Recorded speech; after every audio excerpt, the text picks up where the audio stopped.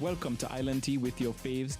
Keep it locked in with us for your daily dose of hot tea only on WINNMedia 98.9.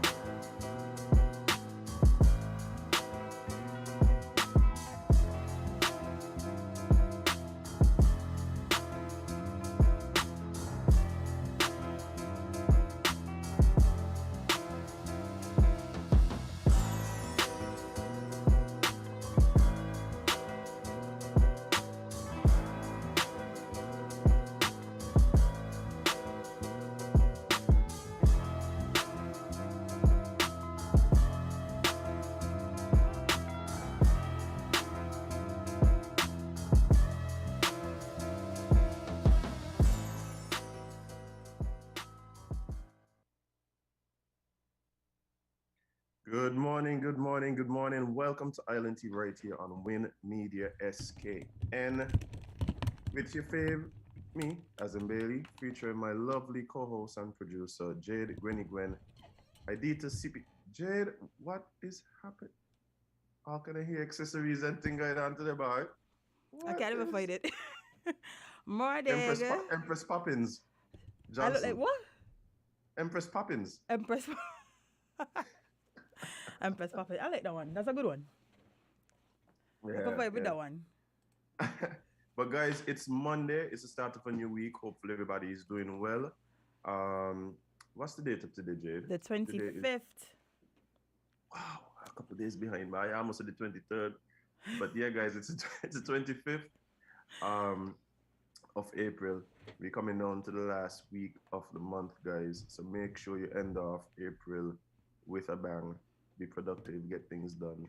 But Jade, Hi. how are you doing, my love? I am quite fine. I have no complaints today. Today was What? very sunny while I was strolling down the street. I What? have not done that in a while. Stroll down the street at 8 in the well, not well before 8, but same thing, same thing. I got you. I got you. But what did you do with your weekend? I stayed inside. I like. I went to last lap to get KFC on Saturday, but other than that, I stayed inside. That is so funny. You went to last lap to get KFC. Yeah, I drink while Speak you about wait. speak about strategic partnerships. Listen,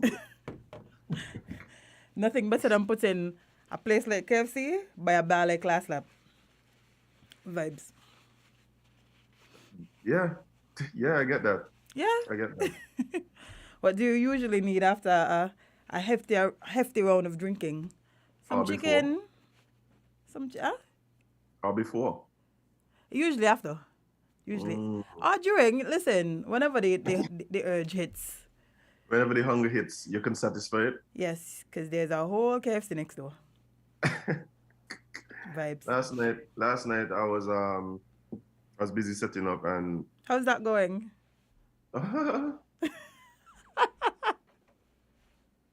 Say no more, friend. Say no more. you know I am not looking forward to today's activities after I leave here. What you doing today? Everything I should have done over the last 2 days. Well then. Yeah, we've been Listen, facing some challenges, but yeah, we don't have a choice. Like by tomorrow, I'm gonna have bands coming in, oh. so we gotta be ready. What's the biggest event you're looking forward to, but also dreading? Huh. Okay, so those are two different things. The biggest night, there's there's two that's gonna be competing. There's one night on the opening we have Kess, and on the second Fly night we me have no Berry. friend, fly me no friend. So yeah, we have Berry Sam on one night I'm and gonna see Kess the Music other Fest. night. Say that again? I said I'm going to see Berry Salmon at Music Festival. So I only want Indeed. you fly me for kiss. Okay, okay. Well, we could work out something. You know, Island from Tola. Too easy. You know we could do that. And we're missing out on some of our remote shows, eh? Cause we're supposed to go check Sunshine Forever. True. Yeah, we Mm. have to. We Anyway. have to. And but the one I'm dreading is the added wet fet. But it's like a morning fet. So Fling cool. Listen, just wear your shower cap, friend. Take your I wear vitamin my C. shower cap, I wear in 3 masks Yes. because You don't know the germs. The but yeah, germs if you in there take, gonna be. so yeah, but what happened is that they put the wet fet basically right after the show the night. So we do the whole regular day sound checks, go into the night and do the show. Mm-hmm. And then they were like, oh, we got 4 hours here before we're supposed to start sound checks again. Let's do a wet fit. From a logical point of view, right? And somebody who does events, that is insane. I'm not gonna lie. No, That I is just tell them quite insane. I just tell them to pay me double because Yeah, like yeah, that feel like doublish. yeah, When that you feel want them double. type of things happen, you have to pay for them. A wet Mm-hmm. fit So right after a long show, then right into a band Lord. Fred, come home, see we don't treat you so. We just spread out with things. Come. But yeah, but no, looking forward to it. People here seem to be excited because of course it's been like 2 years without anything resembling a carnival. That's And understandable. yeah, so people are really excited. And so much so, what's interesting as well is it seems as though the fact that there's a election coming up for governor pretty soon has a part to play with how things are happening. So Oh, everybody having elections and election talk. we had elections in France. Yeah. And so that is that Somebody one was somebody sent me a very interesting comment yesterday about the elections in France, and I'm going to read it while you speak. Well, after you no, speak. go ahead. I'm curious. Okay, so it says nearly 50 million voters in France presidential election today, which was yesterday, and 1 minute after polls closed, the results was projected based on votes counted during the day. That projection was accurate. It takes us a whole day and sometimes more to count 30,000 voters. Meaning it's so clearly our stuff behind. We need to be doing what France is doing. Yeah, the election was interesting, I have to tell you. And I work with a bunch of French citizens, like a bunch of them, like from St. Martin. And yeah, people aren't happy with Macron. So much so that they were like, I best really just get the racist woman. I was like, what? What? Whoa. No, the lady who he ran against him, is a right-winged champion. So yeah, she out there. Well, how bad would Macron have to be for you to just pick racism over anything? That's what I'm telling you, Jade. And the truth, and he knows it too, because I listened to his acceptance, his winning speech. And he was just like, I know y'all didn't vote for me. Y'all more voted against her. And I was trying to make changes. That's like how Trump won the election. No. That's how Biden won the election. Yeah. Pretty much. Yeah. Pretty much. Yikes. But well, he has some stuff that he clearly needs to sit down and think about. Because if you already know that they really was voting for you, they were just picking the less of two evils, reevaluate your life. It's going to be interesting his next couple months. because it seems like he recognizes that persons aren't happy. He won he was a 56% majority. He was pretty close to losing, man. Like on the cusp of losing.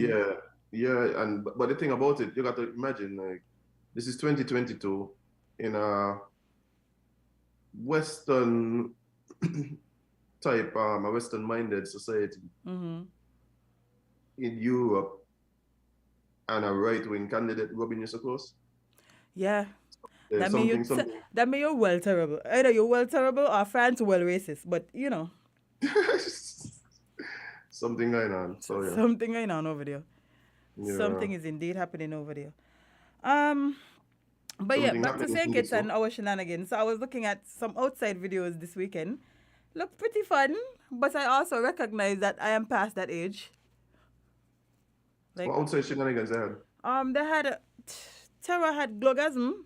And boy, that was outside. It looks so fun from my WhatsApp. Jade, I'm telling you, every young lady that I admire on Instagram, Facebook, or any other social media page seem to be at Glogasm. As they should. With a hitch, with like, apparently there was something wrong with their waist. Apparently none of them were able to stand straight up. I don't know, like every single one of them seemed to just be bent at the hip. I don't know if there was a low ceiling, but it was outdoors, so that couldn't be it. No. But yeah, all of them seemed to just not have the capacity to stand upright. So I don't know what was happening, but. What was the type of dance in that Cromwell band? Our good friend. Morning. Was that reinstated? Style? Yes, was that reinstated? Apparently. Okay. Vibes. Apparently. There seemed to be a lot of that. I guess say bye to COVID. Well, you know, we have one case who needs to get themselves together, drink some vitamin C and go lay in the sun. Release the name. They're holding up the country. They're holding the country hostage. They're holding up the country.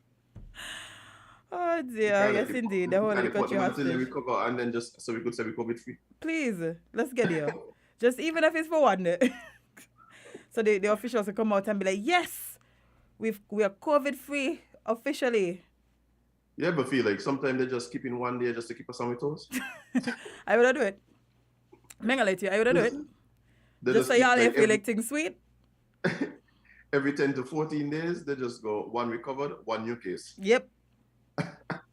Because if you tell them no COVID there, they're going to go wild. I mean, they're done doing the wild stuff. But yeah, Glogasm look like vibes. But as I was telling you, I recognize that I am no longer able to keep up with that type of activity. Because I was thinking, like, back then we wouldn't think about all the components of having to go to a fete like this, right? But I did this weekend. Me and a friend of mine did some evaluations, and we were like, one, I have locks. Paint and locks don't go together. Let's just start there. Paint and locks do not go in the same bracket. Then is either you drove to the event or you walk. You call 4 a.m. Right. Or you happy your car full of paint. Problem either way. You got to wake up in whatever state you're in the next day to go fumble around your car and try to clean it. Oh boy. Tiring, man.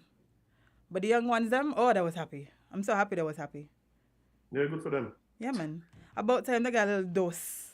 Especially since they've been dealing with a pandemic for so long, Lord. Yeah. I think this time. I mean, it seems as though, like you said, persons had a good time. Persons seem to really, and big up to Terror too, man. Yeah, man. Do anything. Well organized. That man is he's one of the greats when it comes to entertainment. We have to give him his flowers now. Because he has been putting St. Kitts on the map, as well as, doing his own thing here, so. Yeah, big up Terror one time, real talk. A lot of respect for that dude. Kudos to him. Somebody is saying good morning. All what? Good morning, all. Please, for me, tea, no sugar, please. What I mean, I just No. want to hear the melody. I had enough melody last week. Last week was busy, you know. Yes. What we gonna do with Witty? Oh, Lord. So I'm not putting the scandal on you. I was just saying you banned something in the country and I was wondering if it's reinstated. You see there? When you ask the question, you know. I didn't hear the announcement, but I think it was understood. Yeah, man. Yeah, man. But yeah, this weekend was busy. Busy, busy, busy. More letters. Where all these letters being leaked from? This is what I can't understand, right? I know it's about government letter in my life. I don't understand why they don't just have. You see, if we was in the States Uh-huh. or Nigeria, Okay. we would have done just have a reality show like detailing this entire journey. Yeah, What would I call it? Oh, wait, we don't have the name. yeah, this all are resolved. Like, I think that we just need to have like an open session of. We can't call it parliament. We know what we need, Jade. We need a forum where the parliamentarians, cabinet ministers, etc., could meet and talk without all of the parliamentary rules in place. You know why that ain't gonna happen? Why? Because we live in a Christian council run country. So there's certain things that cannot be said or certain behavior that isn't seen as becoming of a politician, becoming of anybody in parliament. So there's not we won't get it. I know what kind of behavior you want and I know what you want to see. But we're No, not going to get it. We're not going to get it, fam. me need the ruckus. I just need. I want it though. Because to be honest, the civilized cussing does be sometimes the sweetest.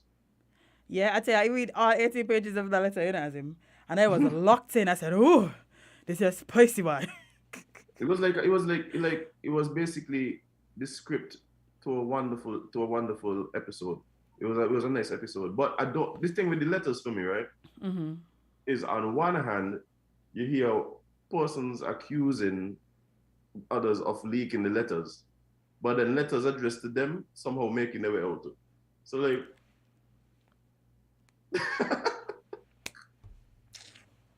Listen, just one letter, see? Don't study them. Y'all talk about transparency and good governance. This is a part of it. Leak the letters them. Leak them. So we all could understand because you know how confusing we were.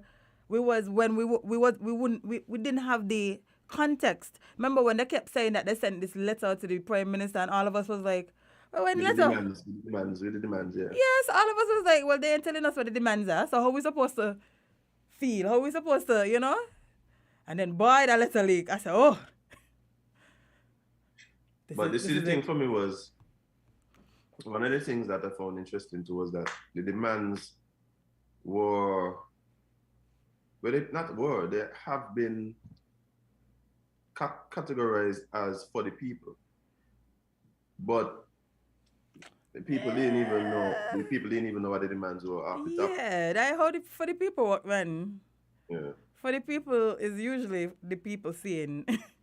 The people that actually have to see or have an input. Yeah. Yeah. Sometimes the way things are done leaves a lot more questions than clarity. And I think that's something that when I speak to a lot of persons, that seems to be what's happening. There's a lot of questions. Even when the deputy prime minister came and joined us on the show, and like I was really happy that he gave us the opportunity to interview him. But my thing was let's hear what his position is with a lot of this thing outside of the political platform. Mm-hmm. Because sometimes there might be a bit of grandstanding, there might be a bit of campaigning in there, and of course they campaign every chance they get. Mm-hmm. I think different forums, set different tones. So, you're listening and you hope to get some clarity. But when I talk to people, a lot of times they're saying that the questions were asked, but the answers didn't provide the clarity that or even if it provided the clarity as to where you know, the what we could call them by this pseudo opposition. You can't call it opposition. No, because we already have one of those. Who is actually joining us tomorrow, to chat. Yeah, man, to chat about how they feel. Because we can't leave them out, No. Not because there's an internal battle. We still have the opposition and we still need to hear from them. Yeah, exactly. And so... Where's the pseudo opposition? The pseudo opposition. Yeah. But, oh, boy. It's interesting. I think it then left some confusion. Yeah, and for all of y'all who keep saying bring the motion of no confidence, y'all have to understand, right? Y'all asking them to then tell y'all that they have no confidence in themselves. And me know how that good sound on the platform. Like,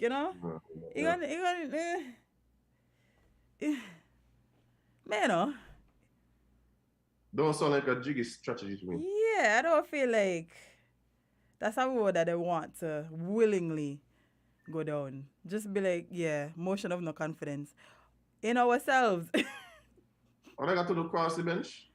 Cross over to the opposition benches, go sit down with Dougie them. Main thing is like what, man? Like, may feel like you could just get up in parliament and be like, you know what? I'm going over here. Yeah, they could do that. They could cross the benches. For sure? Yeah, what do you mean? So why didn't just do that then since they feel this way? No. Like, I don't know. I feel like, again, guys, I'm not political. This is new to me, but I feel if we can't call a motion of no confidence on ourselves, just I say this ain't an option. Yeah, I can't believe they could do this for you. Well, do it. Just do it. Cross over on the opposition side. Yeah, because that's basically what's happening anyway. Resign from cabinet. Oh, that's a part of it too? You could resign. Well, that's happening. So next. Well, I don't see that happening. Let me see. No, you want me to tell you something? I believe that saying it's politics and perhaps politicians, maybe there's a love affair with the courts, because they love to go down there and have these little parties as far as politics is concerned. So I have a feeling that we're gonna end up in the court before we really set resolution before this. We can see. Well, so you go. Anyway, friend, our dear friends from traffic, the traffic department is here, so you know what time it is. Lovely. Yeah, so let's take a quick break and jump right into more Island Tea right here on WINNMedia SKN. Stick and stay.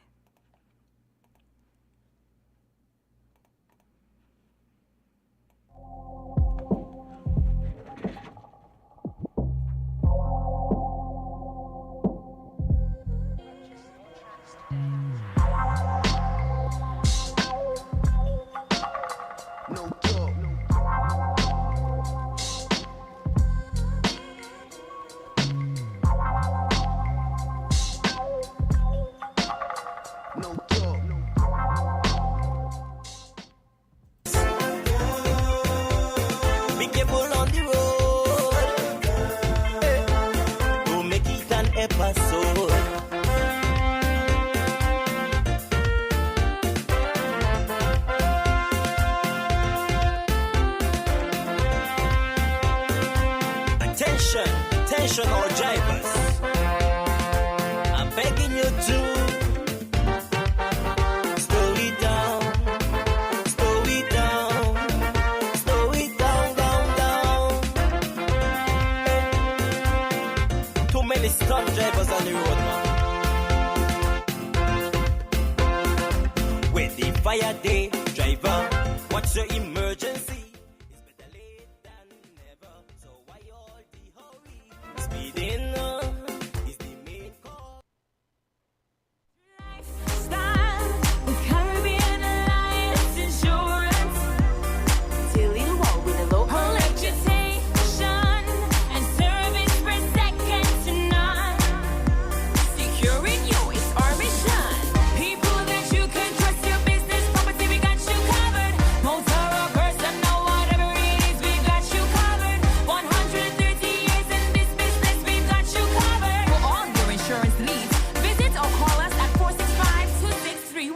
or 469-5303. DLU Walwyn, people you can trust. Be careful on the road. Don't make it an episode.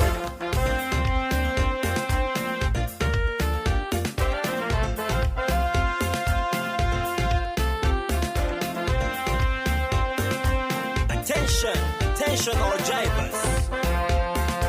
I'm begging you to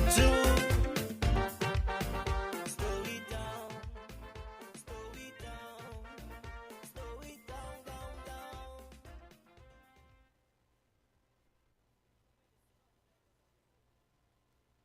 down. Welcome back to Island Tea, guys, with your faves.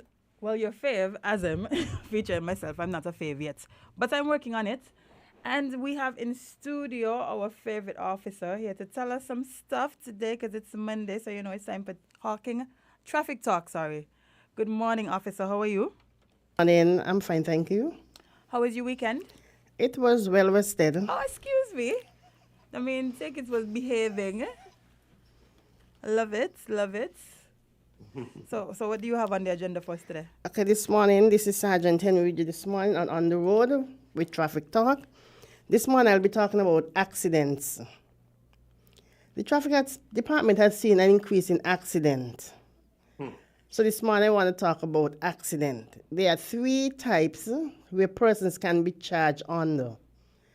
We have duty and attention, we have reckless or dangerous driving, and we have causing death by dangerous driving. The duty and attention, this is where somebody will just hit somebody. Sometimes we have a lot of fenders, fender, right. And it will be like a duty and attention, but when somebody is driving recklessly, sometimes we'll get like 170 skid mark from the person, and that is reckless because the roads are small, and according to how many traffic on the road at the time when you're getting the accident. Sometimes we get it from the measurements where we charge reckless driving. And everybody knows causing death by dangerous driving. Even if the person walk across the road and the person got knocked down and you kill them, it's causing death by dangerous driving, but when you go to the court, something different. Or it will come out something different from the evidence. So this morning I want to talk about the accident because as we know, when we are driving or when we're learning to drive for the first time, you know, you always say, make sure that you have like a car length behind the person in front of you. But some of us want to go right up on the person, and if the person stops suddenly, there's where you hit the person, and that could be avoided. So if we take all the necessary precaution when we are driving, we'll have less accident. Sometimes, yes, you're taking the precaution measures, but other persons are not doing what they're supposed to do.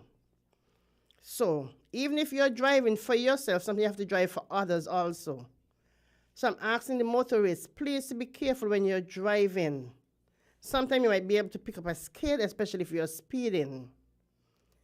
And they also have persons who get in an accident. You don't have to be with the other vehicle, but once you hit somebody's property, say for instance a wall, it's an accident because damage has done to the person's property and also to your vehicle. So once there's damages or injuries involved, it's an accident.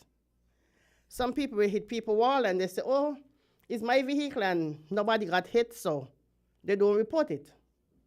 That's an offense because you can be charged for failing to report an accident within 24 hours or leaving the scene of an accident. So if you're involved in an accident where you hit somebody's property, report it because you can be charged for these offenses, as I said just now. Leaving the scene, failing to report an accident within 24 hours. So I'm asking the motorists, please, to drive cautiously on the road and take your time. So we'll have less accidents and especially when you drink and drive. It also have that there where you can be charged for driving on the influence of alcohol.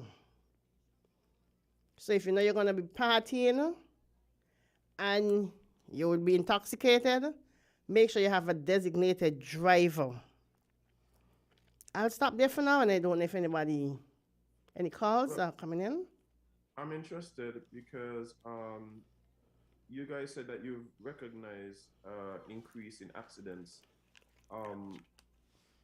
Yeah, you're saying that you guys recognize increase in accidents. Yes. What seems to be the type of accidents that are really rising, and also what may be the cause of these accidents from your experience? As I said, some people are driving dangerous or reckless. They want to speed, and by the time they speed and then they come up on another vehicle, they try to pull brakes, and they cause an accident. Or some person drive too close behind persons. So if I stop sudden, you don't have time, you collided to my rear. So those are most of what we are seeing. Even some persons are going into parking lot and they misjudge the space. They collided to somebody's vehicle. So those are the most accidents we are seeing. Fender bumpers, yeah.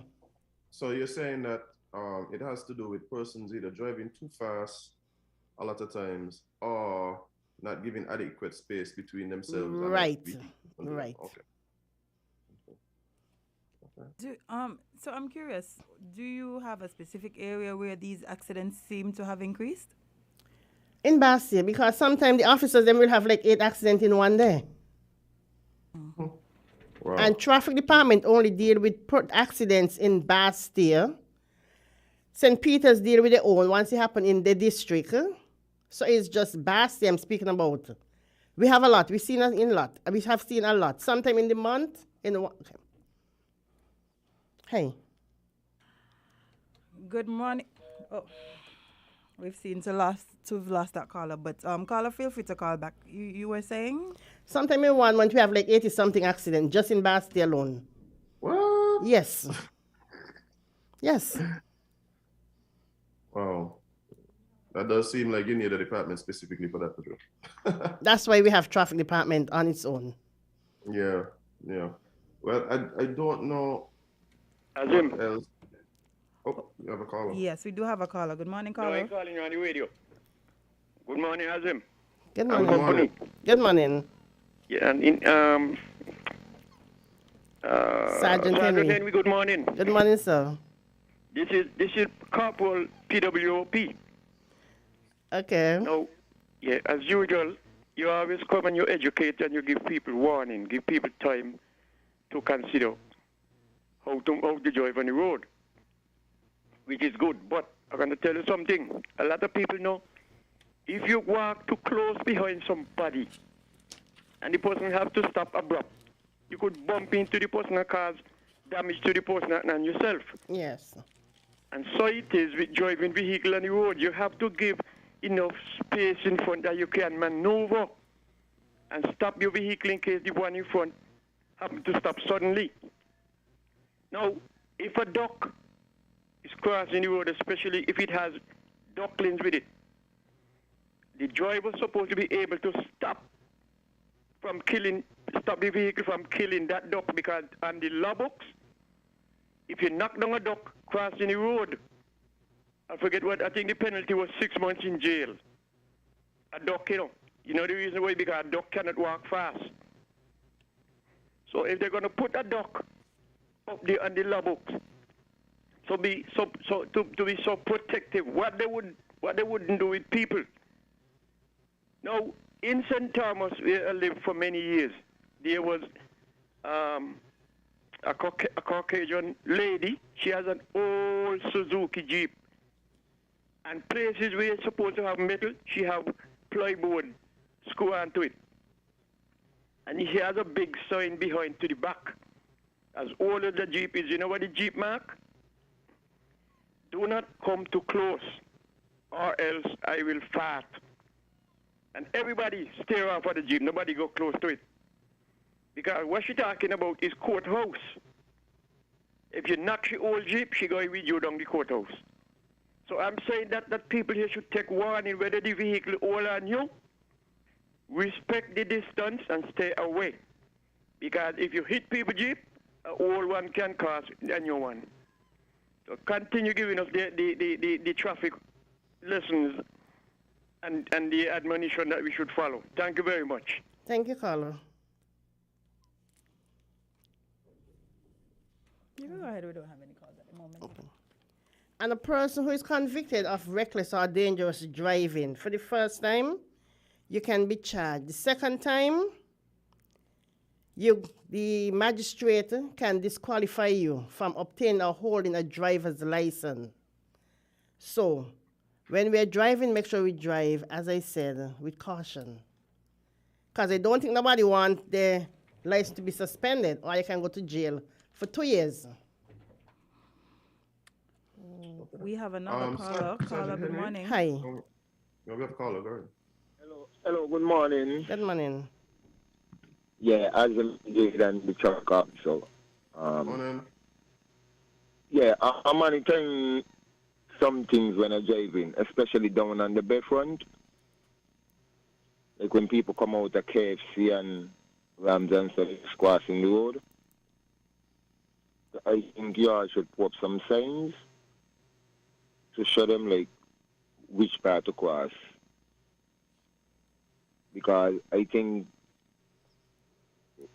sometimes it has it and when the traffic is and people just crossing the road just so when they come out of the supermarket and towards them, it the traffic.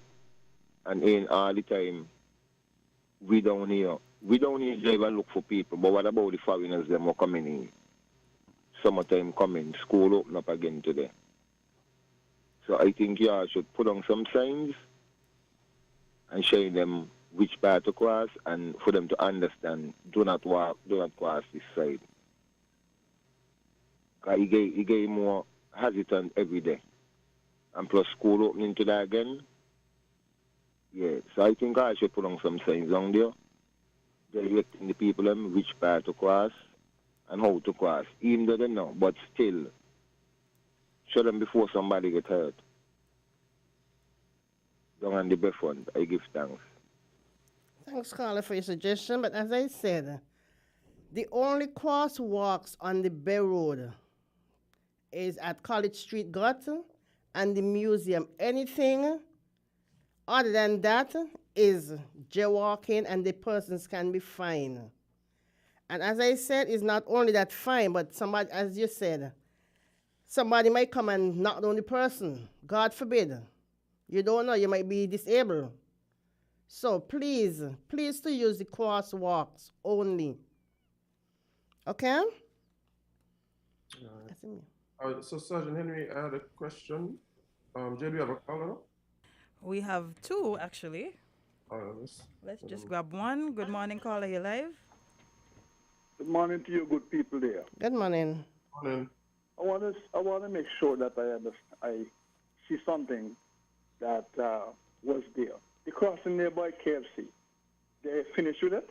Yes, it's no longer there. It's blotted out. Why is this so? Why is what so? Why it's taken out? They removed that crossing because people still crossing there, you know. Because remember, you only could cross by a light, the traffic lights. And as I said, you have one at College Street, on the Bay Road by Social Security and one by the museum. Those are the only crosswalks. Well, people know this because anytime I go across the Bay Road, especially when I reach in the vicinity of KFC and the Chinese supermarket, lots of people passing there. It's only Saturday when I pass because I realized that the crossing mark that was there was paint over. Yes, sir. There's another thing I always wish to say here. And I think you said something about this man, is that these people overtaken. I really don't understand for the left of me, police officer, why people wait to overtake when there's oncoming traffic. And I see this all the time, especially on the bypass road. You don't see it in town because I guess the road is too narrow. There's too many traffic. But on the bypass road, people are always trying to overtake, especially when there's oncoming traffic. You know, so there's not much you can do, but every time you come on there, you talk about it. But it's not going to change people's bad habit of the way they drive. But people need to understand that overtaking is really, really, really a dangerous thing to do. That's my little tidbit. I think so, yes. Overtaking is really dangerous because it's not only your life might be lose or lost, but the other person, and the person is innocent. And we're only supposed to overtake when we think or when we see clear to overtake. If a vehicle is coming in front of you, you cannot overtake because you might pull in front of the other person and they'll cause an accident. So only overtake when it's necessary, when it's okay to overtake and no oncoming traffic is coming, especially on the bypass. Yeah. Azim, you had a question? Yeah, I was asked. My question actually was related to drunk drivers. You mentioned it earlier. Does the traffic department have a procedure for identifying suspected drunk drivers? And if so, what does it entail? Okay, if you go to an accident and you suspect the person is driving under the influence of alcohol, you take the person to the hospital for a blood sample, but the person has to sign. And when they sign that requisition, then the doctor proceed. If they do not, then you still could carry out, you could see how the person was speaking, maybe they speak slow, or the way how they was moving, and those kind of things you can take into consideration. So we don't have breathalyzers and that type of test here? Well, I know we used to, but I haven't seen it used for a long time. So we use the blood. Yeah, I think y'all should, man. I think Well, not even that. I think it might be a bit difficult to, because especially depending on what came out of the suspected intoxication, whether it's a destruction of property or something like that. If you're going to accuse someone of, driving under the influence, I think there has to be some standard at which you could make that claim, as opposed to just, well, to me, it looked like there was talking kind of funny. If there's a standardized test where, it tests the person's cognitive ability and eye coordination, for instance, then I think it puts the officer in a better position to, you take it out of the discretion of the officer and put it in a position where, okay, this is the level at which you're expected to have this level of cognizance and mobility, etc., etc. So I think that's something you guys could look into, because I think that has been a issue for sure. Just the driving while under the influence. Yes, well, we could look into that. We also have another call. Caller, good morning. You're live. Oh, we lost that one. Let's try and grab this one. Caller, good morning. You're live on Island T. Yes, good morning, my Island T family. How you all do? We're doing okay. Good. Yes, Miss Henry, Good morning. I'm fine, thank you. You tell me where I do. You don't even ask me where I live. I live up here by Buckley's in your project now. Okay, Bernice. Yeah, I want to find out. Suppose, like you said, don't cross but until you meet the crossing. But sometimes, if no incoming traffic coming, passing through, you can't pass there. Yes, they all got the camera up and they take to someone's for that. I just cross like that, I gauge. And I see like vehicle far away, like a 5, 6, 7 feet. Yeah, I cross, because they're far away from me. Couple yards away, half, me go across. So I must directly beat by the crossing. What about the end of gut? I don't cross around here by Corey there from the social to Corey. Can I cross there? Yes, well, but you have to cross there, if nothing is coming. As you say, you'll see them far, but sometimes they find they drive up. So when you're crossing, make sure nothing is in close proximity to you. Yeah, and next thing I don't like, as the gentleman said, just overtake, and sometimes they do it right by a junction. I don't know why they choose. Have me coming out and you coming out, you could hit me and me rub you or you rub me, I don't know. And sometimes I just notice, right? We can't keep these people off the phone yet, I just see people, I say, look, them, I just say when they knock you down now, because you lift up their head, they're just in time to see you. And then say, oh, you wasn't watching when you're going out there watching on the phone. And see all ain't gonna lie. And them thing, Miss Henry, all them little things. They to take, you all let you all were walking and them, and you all drop the ball again. They to take, since then, government vehicle. Why they also take, you can't even see the driver and nothing. They too much take. 5 inches, no more than 5 inches, so them look like about 10 inches. You have a good day, yeah? Okay, yes. We still deal with tint. We still deal with tint, and as I said, make them take them off. We give them the ticket. Like 2 days after, maybe a week after, you still put on the tint. So we're still on that. We're still on that with tinting. And there's something about driving and using your mobile phone. As you said, there's nothing in the book. There's something using driving whilst on mobile phone. It's something in the law. We have another call. Caller, good morning. Good morning. Good morning. Issue which I don't think should be your department, but until things change, it is your responsibility, the traffic department. I'm speaking about road markings. It seems as if after we mark the roads, having done major repairs, such as on the Island Main Road, those markings are not refreshed until the next time it comes to make major repairs. And so, all over the island, especially the edge markings, are disappearing. We come around to having, let me call you back. I'll call you back. Okay.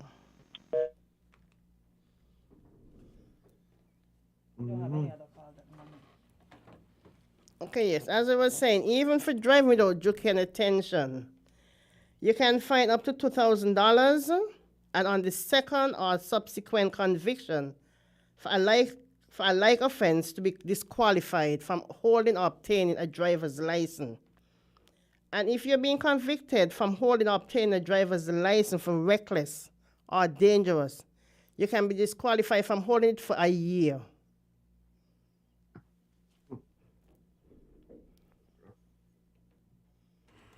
Good morning, caller.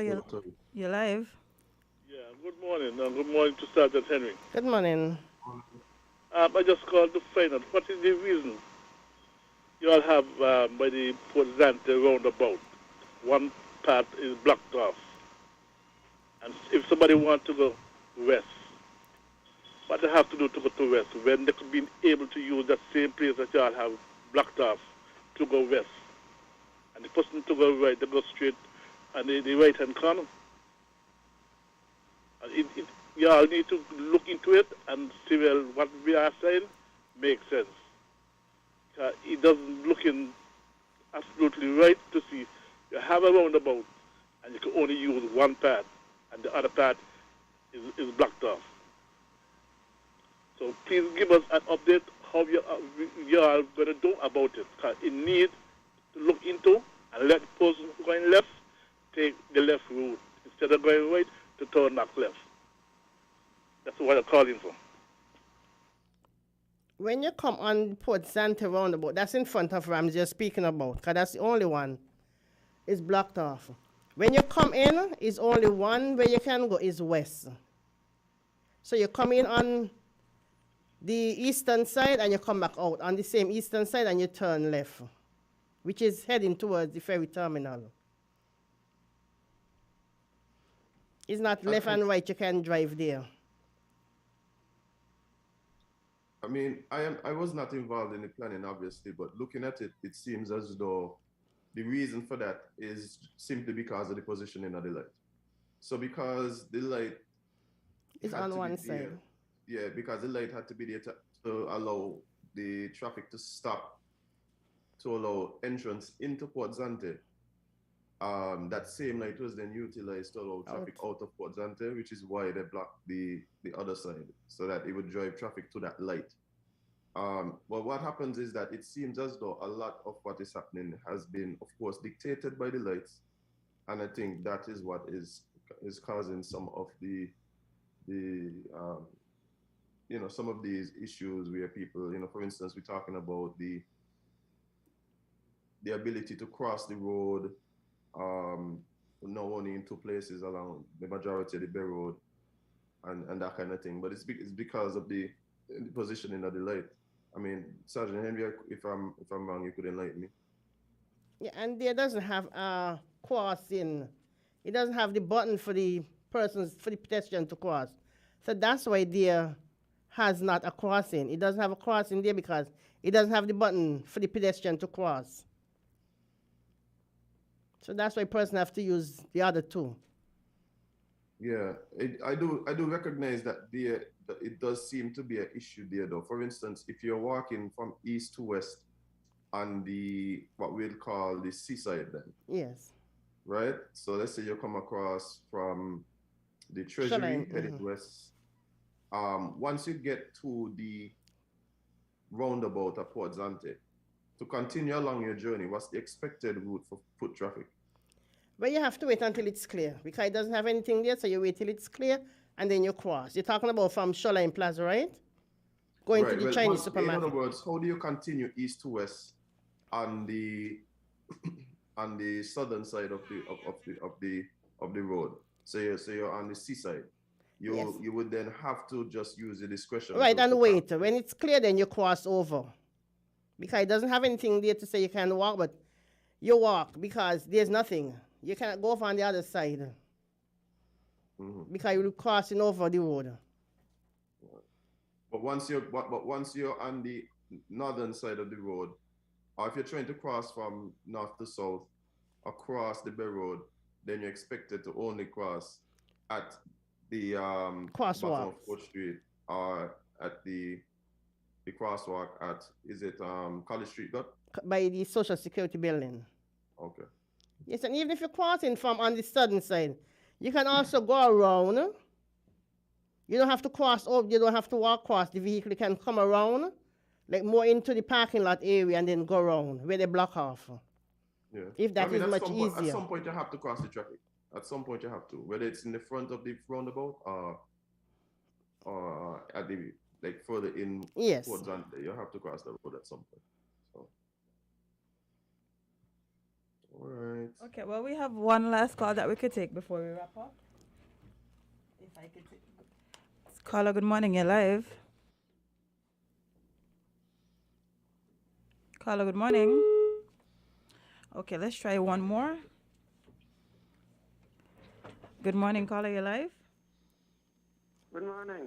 Good morning. To everyone there. Morning. In the question of the western side of the roundabout, let me ask you, Sergeant, are you saying now that day is abandoned? That's by the Chinese supermarket? Yeah. Yes. Very unfortunate. Very unfortunate. You see, like a caller said, not a caller, your horse there. You shoot them like they're causing all this confusing thing. Yeah? Anyway, that's all I want to say. Okay, thank you, caller. All right. Would you like to wrap up? Give them your final words. Okay, the gentleman who called in said he was going to call back about the road markings. Road markings are usually done by public works, especially when they resurface a road. So I can take that, and because I know people been calling about the lines in the road, and they're supposed to have a break-in where you can overtake, and that straight line. So I will take this here to Public Works and find out and see how soon they can move on it. I just want to thank all the callers for calling in. I want to thank also Dilil Walwin for sponsoring the program. Without you, I wouldn't have been here this morning. So I just want to thank everybody for calling in. And as I say, I like to educate people on the road. Because education, we'll just do as we please or as we want to. So I'm asking the drivers, the motorists, also the pedestrian, please, when you're using the road, please to use them how they're supposed to be used. We also have speed limits in the areas. Yes, you're going to say, oh, 20 miles is too slow for me. That is for when somebody is driving, yes, but in built-up areas, you cannot go more than that. So I'm asking persons, please, to adhere to the speed limit, and also no overtaking at junction, at the Broad Ave, and at school crossing or school areas. So I just want to thank the public this morning for calling in and giving your suggestions, your comments, and interacting with me.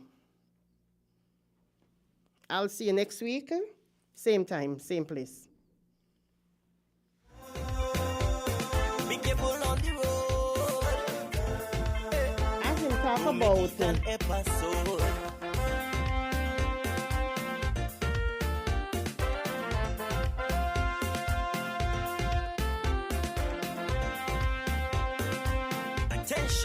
Attention all drivers. I'm begging you to slow it down, slow it down, slow it down, down.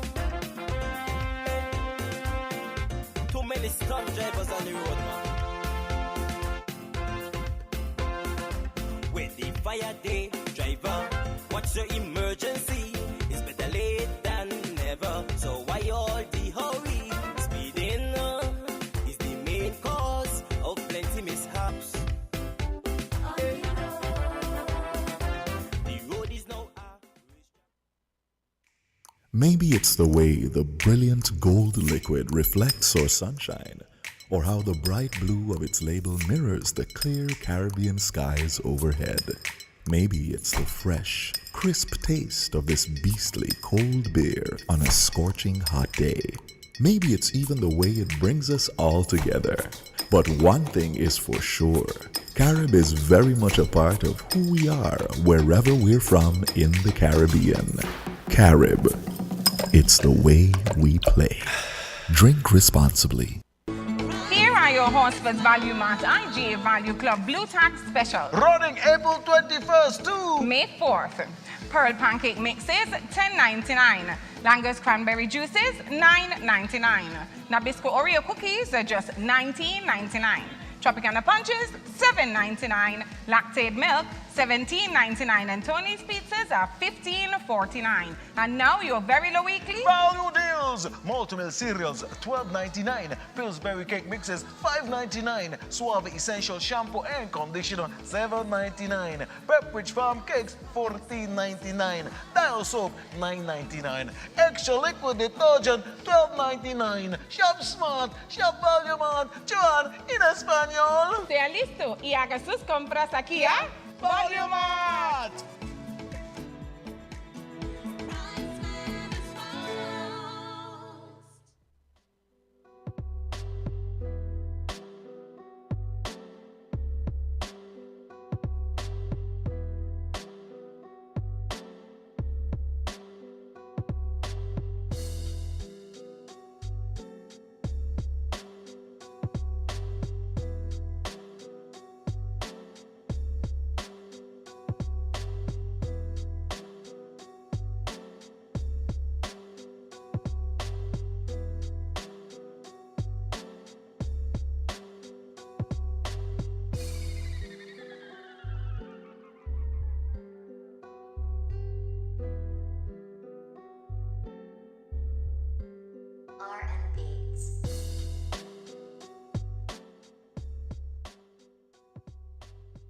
Hey guys, welcome back to Island Tea right here on Win Media SK. And we just had Sergeant Henry from the traffic department with us for traffic talk.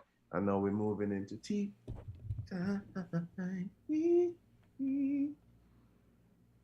Jade, what do we have on the lovely agenda for this morning? Well, let's see. We could continue our trend and talk about politics because we the people love some politics. As we mentioned this morning, there were some letters, and a new one was actually revealed. So let me don't say leaked because I don't know what happened. But let me Nobody can say, send me a letter without checking it. if nobody can send you what? A letter without checking it. That would be nice, isn't it? Yeah, sending on all these other letters. I know. Letters that need to go out ain't going out. Meanwhile, the important letters we have yet to get. But see if I can turn my phone here so I can see. No? Okay. Wow. Well, this letter seemed to have come from the Honorable Eugene Hamilton. I hope I'm correct. But it says, let me just read some of it. My dear brother and political leader, Sean, on Sunday you raised, among other things, 2 critical issues for me to contemplate. A third issue emerged from later conversation among the person present. I will categorize the issues as follows. Whether I would accept the position as Prime Minister as an interim measure, whether I would join my 6 other elected colleagues in signing an instrument to the GG appraising him that we support another to serve as PM in the place of Tim Harris, in whom we have lost confidence. The issue that evolved is whether I would join all of 6 elected members in signing a resignation from Cabinet. The question outlined in the first issue assumes that the GG could replace the PM based on letters written to him by sitting parliamentarians. I am not familiar with any supporting legislation that provides that option to the GG. If the question assumes that the PM would resign without seeking the dissolution of Parliament, I don't believe that he would ever do so, and I don't believe that you have advanced a case for him to do so. Your question would only be relevant if he were to resign without the dissolution of Parliament. Therefore, given my previous statement, this matter should not even be contemplated under the circumstances. The second question is negatived by my belief that the GG does not have the option available to him. Any such letter may only serve as pressure, but our history has shown that it could bring no result without a monk. On the question of whether or not the GG can unseat the PM based on a simple extra-parliamentary approach from anyone, such a development can be described as a palace coup. Indeed, there is well-respected convention that Her Majesty does not intervene, or intercede in political wrangling and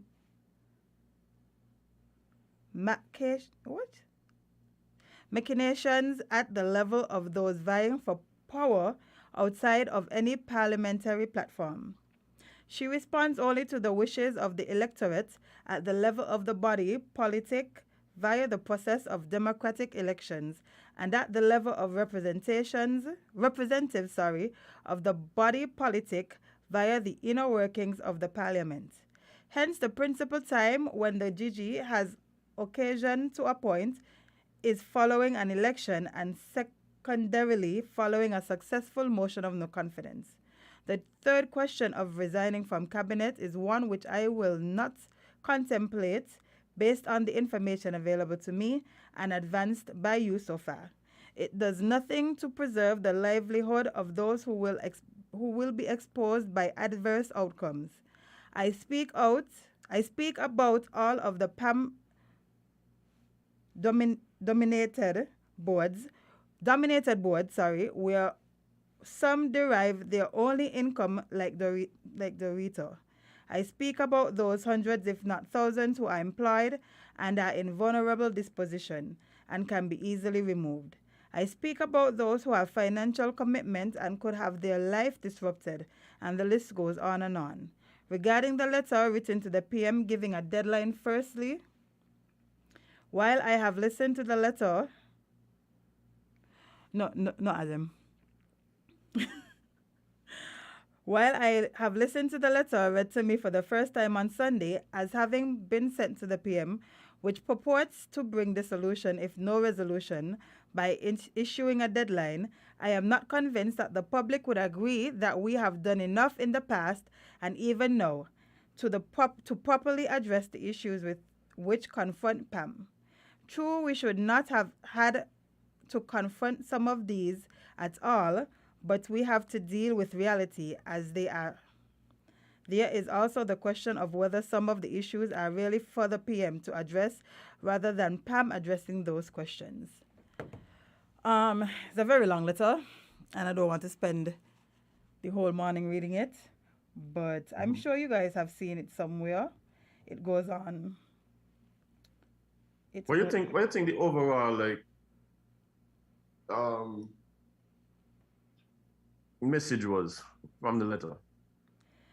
That he's not sure that the current situation could has bounds for the PM to resign and somebody to be replaced, basically. And he doesn't seem too sure if they go to a general election right now, it would be the best interest of everybody involved. Is this letter from Hamilton? Because somebody said Tim letter. This ain't Tim letter. No. Oh. This is yeah. But well, one, bear in mind that I don't think that any politician has taken responsibility for the letter. I don't think I've heard it. From? Excuse me? Where I feel like somebody sent it to me and said Hamilton, I don't got me out here say one I read it and figured it was Hamilton. The person said they gave Ham almost 40 years of their life. Okay. So it got to be him. Carry on. Hamilton is the People's Action Movement resident historian. Listen. But yeah, I don't know. Again, this is all alleged because I don't think he has taken responsibility for the letter publicly. So we're just saying based on assumptions. However, yes, the thing that's interesting is a couple of things that's interesting to me. One, it would seem as though the author of the letter is suggesting that the actions that the steps that have been taken has very little chance of, one, having the intended result, that is to facilitate the sitting prime minister vacating his position or being fired from his position or being removed from his position, and the new prime minister being Sean Richards. The other thing that's interesting to me is that also seems as though the author of the letter is suggesting that the current course of action could be, I think the term used in the term used in the letter, I don't want to misquote, but it's almost suggesting a lethal blow to the People's Action Movement, because they would have suggested that this course of action may cause a situation where if we are to return to the polls, the People's Action Movement may not be as poised to get as many seats as they now enjoy, which is what, 4? I think so. Let me read exactly what they said. Yeah. I see no clear path for a return of the PAM elected representatives to Parliament if Parliament is dissolved now as a consequence of our resignation. However, I can see a path if we are strategic in our conduct of affairs, even at this late hour, and I have previously given you some suggestions, which includes your role on the Boundaries Commission. My view is that our resignation is like inflicting a death sentence on PAM. A proverbial mortal wounding of PAM by its elected representatives if we resign at this point without making some important strategic moves. Again, it's alleged this is from Honorable Hamilton, This letter isn't signed, so I'm not sure, but you know. Yeah, but it does. But it does at least verbalize some thoughts that persons seem to be having in terms of what the effect of the move of the 6 representatives who signed it. What does that do? Who benefits? Who it harms? And what is possible based on the actions? Like, these are the questions that everybody is having these conversations about. Before any of these letters started to leak and thing, we have been talking about the fact that I can't see exactly the long-term goals of some of the players, because everywhere you look, it seems as though it's detrimental. It's detrimental to them. So, and this do is you something think I've said that's in this why talk. the monk option? Well, again, it's kind of difficult to bring a monk against yourself. But do you feel like that's why they're not rushing to the route? That's why they've been giving talks and chances and ultimatums and all of these things? Perhaps. I mean, the truth though is, the only thing I could imagine is that there's a belief that these accusations, these the steps that are being taken is really in an effort to undermine the political leverage and power that the Prime Minister has and PLP. Perhaps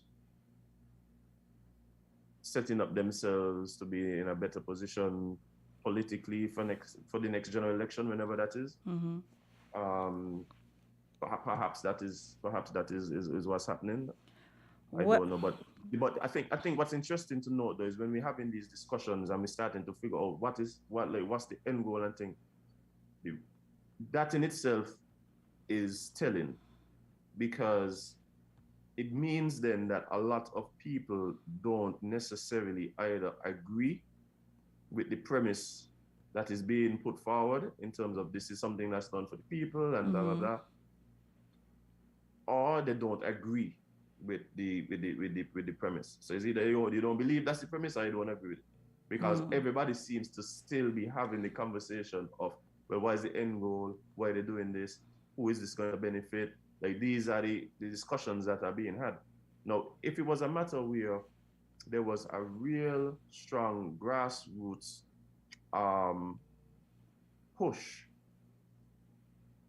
for the removal of the Prime Minister, I don't think we would have been having these same types of conversations. You understand where I'm coming from? Yeah. Because it's like, when you're gonna say, oh, we're doing this for the people, but okay, you want me give you the perfect example? You go to parties sometime, right? And you hear DJs playing a certain way. And you go, this might be counterproductive to you as a DJ.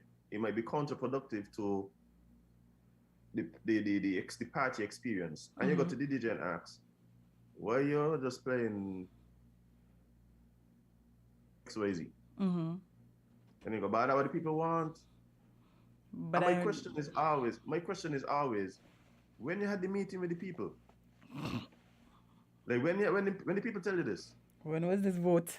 Yeah, when was this vote? I miss it. We all missed it. You understand? So a lot of times we hear, oh, this is for the people, but then you have to ask yourself, when the people tell you that, and which people is for? Because exactly. Well, there's somebody else. There's somebody else pushing for election. You sorry, you were going to make a point before I jump into this other part of the story? Okay. Well, so the St. Kitts and it says St. Kitts and Nevis should elect a new PM, says opposition leader. So the leader of the main opposition St. Kitts and Nevis Labour Party, Dr. Terence Drew, is calling for fresh general elections as the split widened within the ruling coalition Team Unity government. What a surprise. Listen, who did not see this coming? The opposition think we need a new prime minister. Oh, Twitter.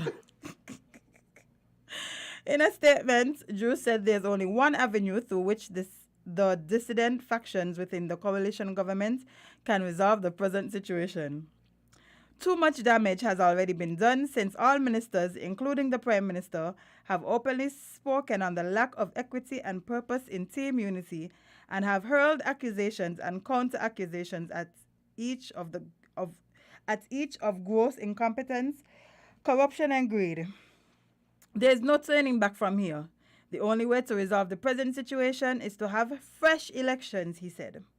Earlier this week, 7 legislators linked to the government of Prime Minister Dr. Timothy Harris wrote to Governor General Sir Samuel Weymouth Tapley. See, they had to add in that man. They had to put that man name like that. Sorry, I'm not laughing at his name, but it's quite hilarious if you read it. Tapley Seaton, indicating that the Prime Minister does not command the support of the majority of elected members in the National Assembly. But the head of state has responded in indicating that he is awaiting formal advice on the situation and will revert to you at the earliest. Harris has himself called on the population to be aware of certain misgivings in the public domain with respect to the issues raised by Team Unity partners. He said, I wish to assure you, as your Prime Minister, that the country remains stable and every effort will be made to maintain the peace and tranquility of our beloved Federation. And it goes on. I have a question. Who is the Governor General consulting?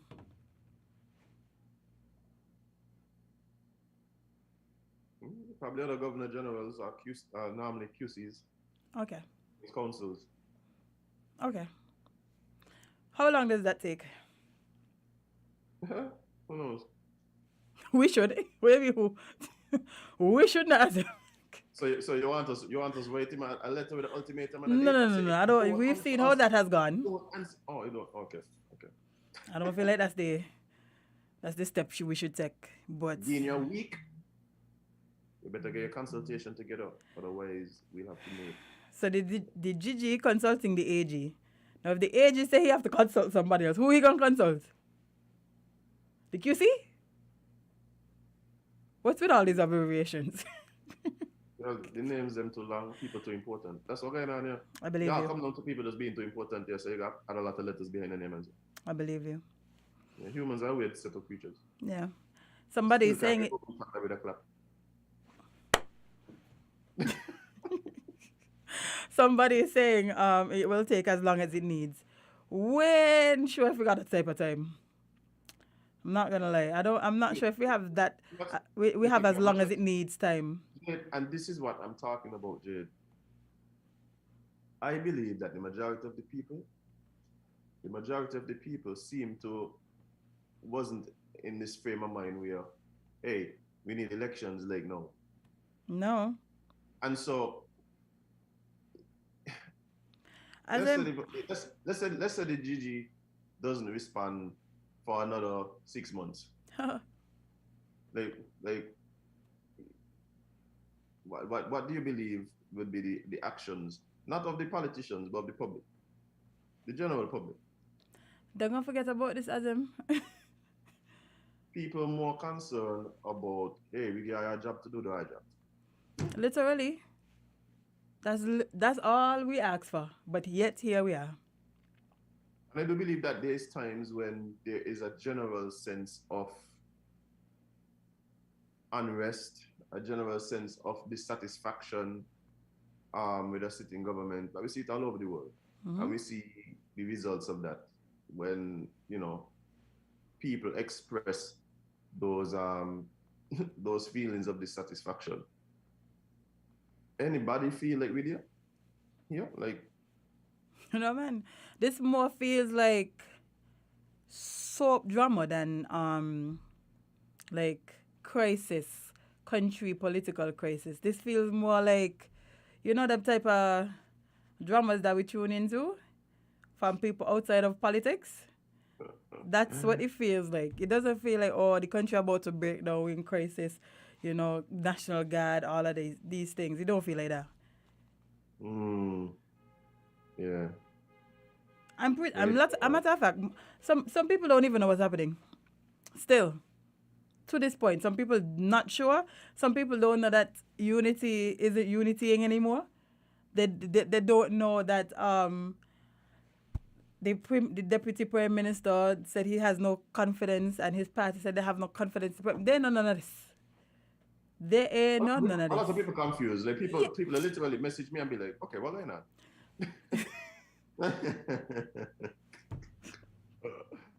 Exactly. Yeah. So we need to find a new name for the episode by Flavor of Tim. I don't know. Flavor of Tim. Don't kill me. Please.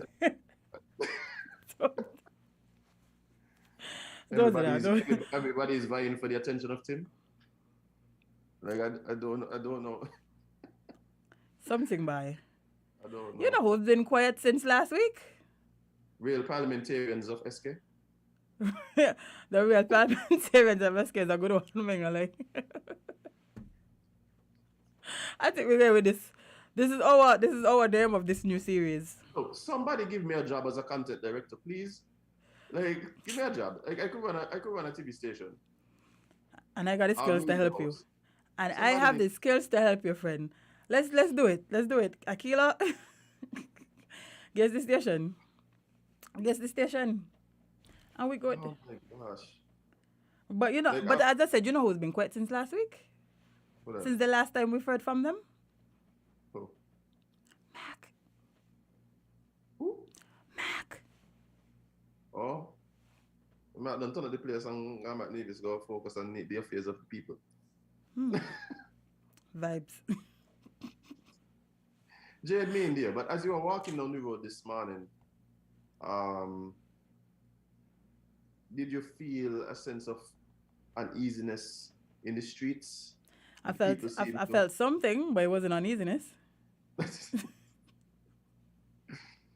I don't know. Let me ask a question. Do you think that Akila as being the other member of PLP who is in the cabinet should say something? Okay, let me ask you. Would you like to hear from her?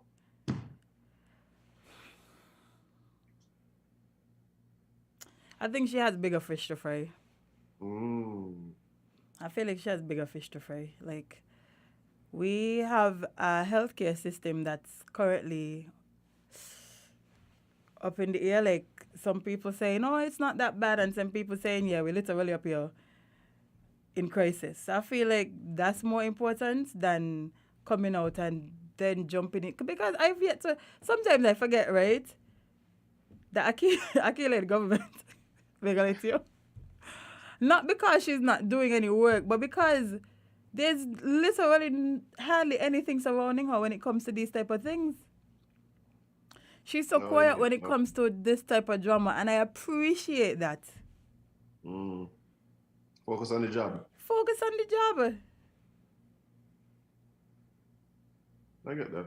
Yes, I don't know if I feel like I need to, like, why? What would be the purpose of doing it? To say that you're supporting your conglomerate, like we know who you support, we know what party you're a part of. Also, why is NRP silent on this, all of this? I don't know. It's a good. I don't know. NRP need to be preparing for Nevis Island Nevis election. Nevis elections.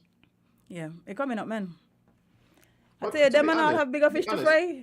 To be honest, though, also the Labour Party as well, I think, outside of this statement has been, like, at least from any of the candidates to leadership, they haven't been making a lot of noise either. To me, not outright. No, subliminally. I'm saying, yeah, but I mean, perhaps from persons who we associate with the parties. But yeah, even when they had the launch, there was very little talk about what was going on apart to say, hey, we're focusing on us. You know that kind of way? Yeah. As they should. And you know what that suggests to me? It suggests that there is a implosion happening, and people just kind of watching on through the curtains. Yeah. You know what I mean? Just watching through the curtains. I mean, going on there. As excuse me for a second. Chat to the people while I come back. I was just entertaining people. Yes. Oh boy. But guys, I think that do you guys believe that based on the fact that there is no possibility that we are not going to see a resolution to this particular issue anytime soon, that there is a possibility for the persons or the players involved to come to the people and say, look, we had a meeting, we discussed some things. Yes, we've already decided that the next election, we're going to run the parties, we're going to run separate campaigns, but we understand we were given a mandate by the people and we intend to work together to achieve this. Do you guys think that is possible? I know a lot of people are saying no, but when people saying things too far gone, it's just like a relationship here. You could be out. That is why I don't get people relationship. Eh? Somebody can come tell you how bad and wicked the man or the woman be and blah, blah, blah, blah, blah. And you steady and start to talk. But for real, I can't believe. To me, you all just need to. By next day, you see them walking down the street, hugging up. You all know what's going on, and now you look stupid because you was the one who was there talking about you need to leave and you need to go. So when people talking about, oh, XYZ, this thing gone too far, it mash up and thing. Even the people saying it themselves, I don't know if we could never say never. Let me put it that way. Never say never. I know there are people who would love for that to be the case. But the way this thing is playing out, the way that we may be in for a prolonged or let's say delayed solution to this issue, perhaps that, let me put it this way, stranger things have happened. Stranger things have happened, and I think at this point, I'm not putting anything past anybody, because so much of it, I think, is outside of my understanding. And of course, I may not be privy to all of the information, all that was happening. And I can only draw conclusions based on what is being said by the players involved. And everybody, of course, is going to frame the discussion based on their own agenda, based on their own experience, etc., etc. So you read one letter, it seems as though we have a dictator in power. You read another letter, it seems as though persons are being ridiculous and power hungry, are scared for the results of the next election. So so you have to then try and read between the lines, pick sense out of nonsense, figure out what's going on. And a lot of times, people don't have the energy for any of this. People just want the politicians to do the job that they were tasked to do. And then when time comes, go back to the polls, go back to the people and say, hey, this is the job that we've done, and this is what we plan to do. Give us the opportunity to continue the work that we've already started. You know, I think that's what people want. But hey, somebody's saying, I agree. I think it's best we live. Will I see? Oh boy. Yeah. And I'm reading some of the comments now.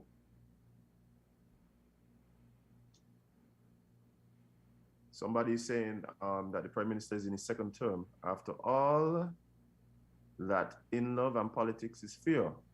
If he wants to run his PLP in all constituencies, let him. May the best party wins. I think that, and even so, I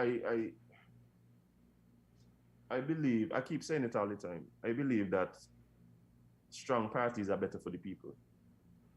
If we are going to see the parties contest the next elections on separate platforms, then I think it's better for all involved to have options. And so, yeah, I would like to see all of the parties run in all, and I keep saying it, even in Nevis, and I would love to see CCM and NRP expand into Nevis, even if they don't run candidates. Even if they don't run candidates, I believe all the parties should have a presence in all of the constituencies. Again, like I said, it doesn't always have to result in a candidate, going up for election. But I believe if you have supporters in a particular area, then you should have persons in those communities that are available and really accessible to those persons, so that you can hear, you could touch the people, you could hear the plight of those people.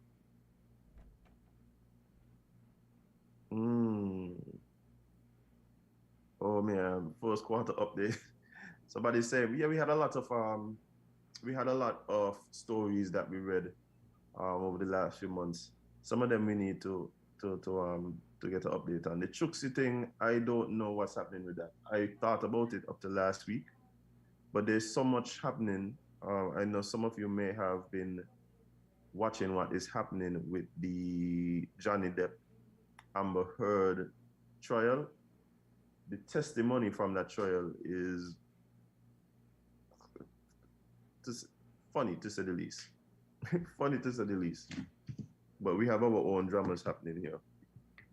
And the pundits have been punditing, the social commentators have been commenting, and it's I think because there's so much that we have to assume that you can't really draw a full picture. The Prime Minister has said, has not said much in relation to it. He responded in his letter. And he also, it sounds like somebody coming. And he also, yeah, so he responded in his letter, and in his extended, instead of extending,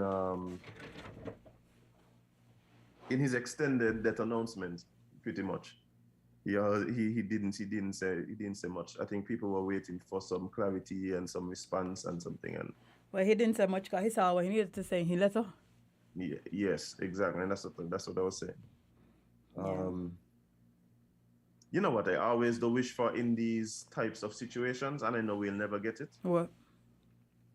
I always do wish for a forum where either the media or interested persons can bring the parties together and discuss, even if it's even like a debate. I was about to say, you mean a debate?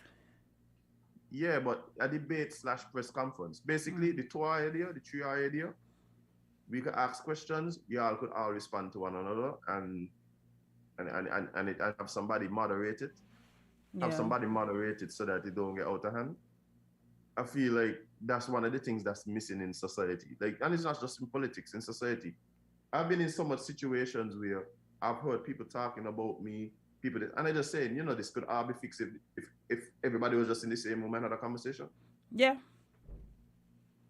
Pretty much. Yeah, if we had a forum like that, if that was something that we could popularize, this would be so much better. Imagine you have a round table. You know what we need, Jade? What? We need a red table for politics. We're going to host it. We could host it because we have no dog in this fight. We want the best for the country. We don't care about who in charge. We just care about who doing the job that they're tasked to do. So we could host it.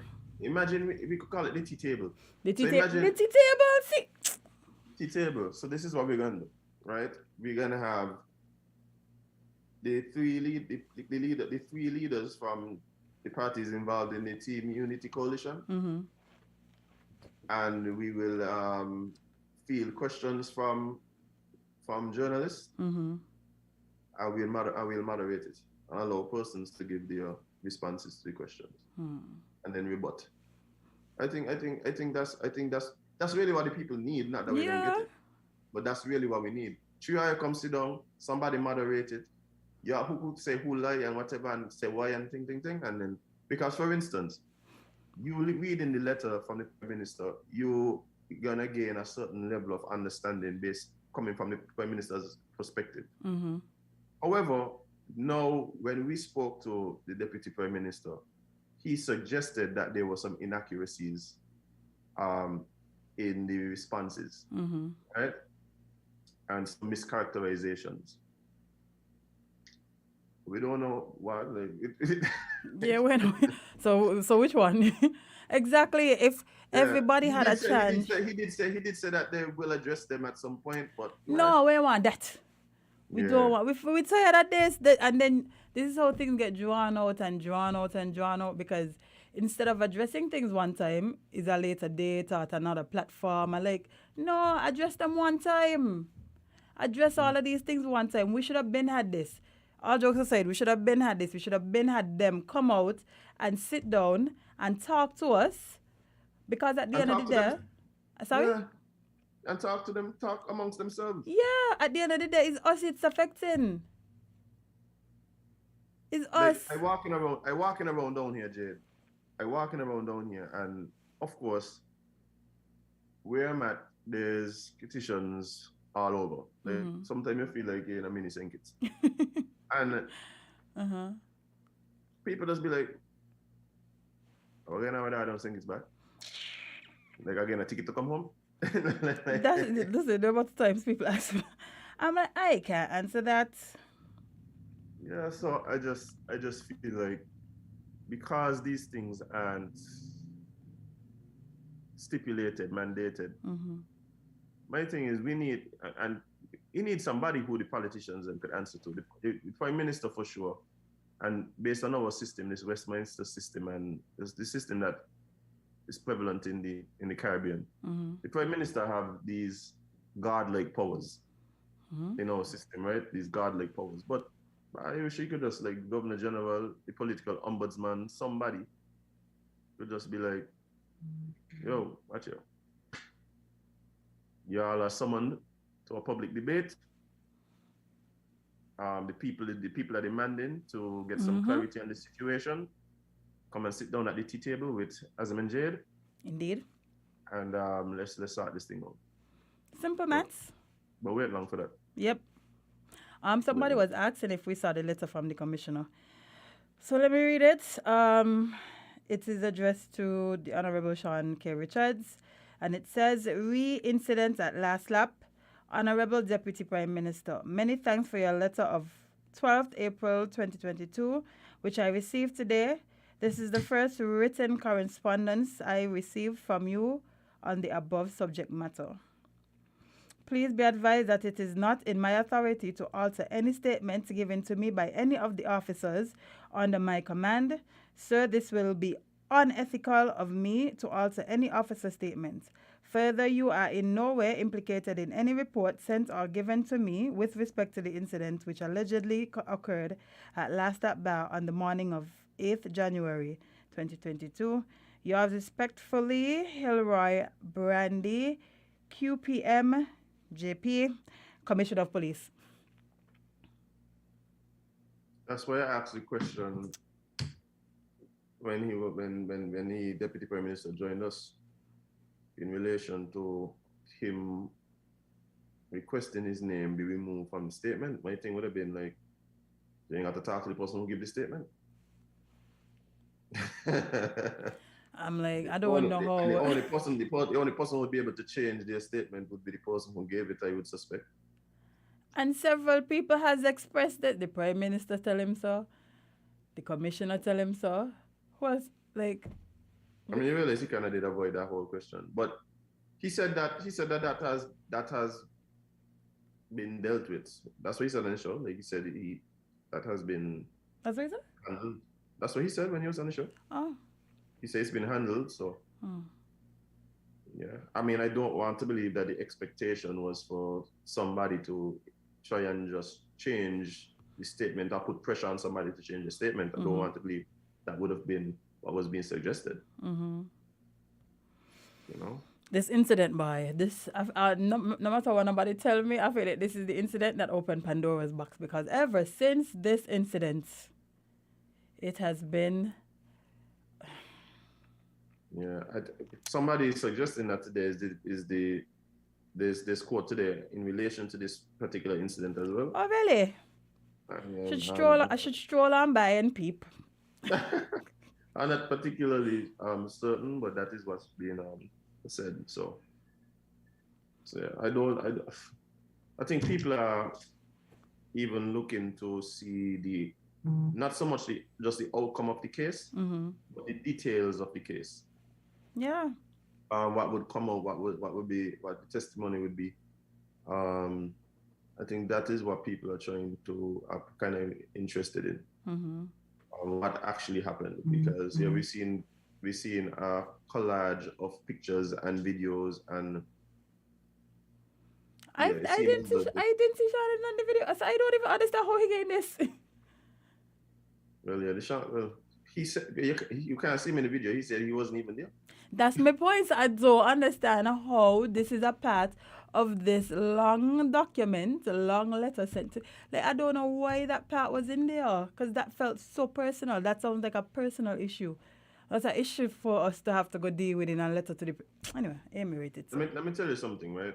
That is why the theme that I am getting from the candidates who seem to be having an issue with the Prime Minister is a breakdown of trust. And these issues that we deem as being personal, they are being categorized as situations that highlight the fact that there's been a breakdown of trust. As in, like, you do something, you do this, how am I supposed to trust you? Yeah, and then how do you then work along with somebody who you don't trust? But my question in response to that is, have you not worked anywhere? Like, everywhere I work, you got people may trust. Like, everywhere I've worked. And you have to put things in, when you recognize that's the thing, you put things in place to kind of safeguard yourself against that. For instance, how many people, especially who work in the corporate sector, put everything in writing? There's a reason why people do that, you know. It's because they just like to write. No. Because they're protecting themselves, they're keeping a trail. Like, there's ways to navigate around those types of situations. For instance, when I hear persons talking about, you know, I try to do this for a constituent, a supporter. I was told that no, it can't happen, and them kind of things. And then only to have the constituent go to a particular minister and then get it done, and the feeling that is disingenuous and undermines my position among my supporters and things. I'd be like, look, that, yeah, if the way you're characterizing what happened is how it happened, then of course I understand why you would feel about it. But how do you deal with that? Because if you go to court, you put everything in writing, you request the responses to be in writing, so that you have the trail to back up the actions that you understand, and that might be the case. Yeah, because you can't. Let's say if you go to court over these, let's say these were things that you could go to court over. The judge would literally be like, "That's hearsay." Because it's hearsay. Like, you can't just say, "Oh, this is what happened," without having any type of proof. Word of mouth is not proof. It does not hold up in court. Yeah, so that's what I'm saying. Like, when there's a situation where you are not fully sure that, when you're not fully sure that person's, your co-workers have your best interest at heart, there's ways you have to navigate that. There's ways you have to navigate that. So in that situation, is it so it's a issue that the thing that needed to be done isn't seen coming from you, not that it is done. Right. But Jade, we keep saying this all the time. Let's not forget we're talking about politicians. These people then have to come back to the polls and they're hopeful that they'll be successful. So things like this are important. Mm-hmm. A politician's job is to get re-elected, or elected and re-elected. Mm-hmm. That's the job. So you can't somehow just not recognize, well, these are the things that lessen my opportunity to be successful. You understand? So yeah, I could see people doing that. When it feels like you're undermining me, for instance, I feel like when people doing the thing and they feel like they're taking food out of my mouth. You understand? As you should. Like, you know that feeling. So I could relate to that. But yeah, a lot of times we go, who cares who do it? Like, once the person not in this game here, man. Not in this game here. We care who do it. It's not so simple. Yeah, they literally care who do it. Yeah, because these are the same people who come back and ask for your support. Yeah. And the next thing you know, you're telling them, no, why should I support you when you couldn't do this little thing for me or this big thing for me, or you couldn't help me, support me? Like, why somebody else had to do it, so I gonna vote for them? I can support who helped me. You know? Why politics is chess, you know? Politics is chess. Okay? Yeah, so it gets very tricky when those. But again, like I said, if I could then just, if we're talking about letters, if I could show you, well, bro, these are 4 or 5 letters I had pleading your case to the same person who used to help you. And these are the 4 or 5 responses. I got no response. Mm-hmm. You understand? Yeah. Then the person got help, but they also understand that it's not for want of trying. Yeah. You understand? They also understand. You mean lack, not for lack of trying. Yeah, for lack of trying and thing. Yeah, I see. I could get that. Yeah. So I mean, there's ways to navigate. Just like in any workspace, there's ways where there's ways to navigate working with people who may not necessarily be on the same page as you. And yeah, of course it's frustrating, of course it's difficult, but at the same time you got a job to do. Yep. So what are you gonna do? Yep. I agree. To be honest, my goal for the next upcoming month is to get the PM on. So we could have just a chat, because I feel like we've been hearing from everybody else. Yeah, well, as the PM no like talk, we might have to send him a letter and respond, and then read the response. No. No. Look here. Look, I know some of y'all PLP workhorses and stalwarts does listen to the show, you know. Convince the man to come. Tell the top dog that he need to come on Island Tea. I got people out there slandering the man name back and forth, and I want to encourage the man to come on the platform to clear the ear. Yeah, and the other people been here to clear the ear. Y'all don't want your leader to come last. So tell the man to come sit down here. He comfortable here. You know, we got AC. We got some tea somewhere. I could get what he like. Like, just, it's comfortable here. Just tell us what he need. We could do all the security clearances. We could have his favorite brew. Yeah. His favorite brew. We might spike it. No, don't tell him that. But we that's doing that. Jadis, you just get it tea, at me. Bye, listen, you don't come mix me this year. You think you're gonna make me go jail over something that we had nothing to do with. Is you just get the tea, loosen the tongue a bit? I don't think your tongue need loosening, man. I think you got this. I think once we get him talking, he will speak. You know the only problem I have with that? What?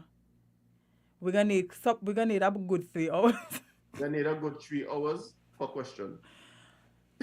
Listen, And the people would stay right here and listen to that 3 full hours as him. They would not move. Who's supposed to go walk?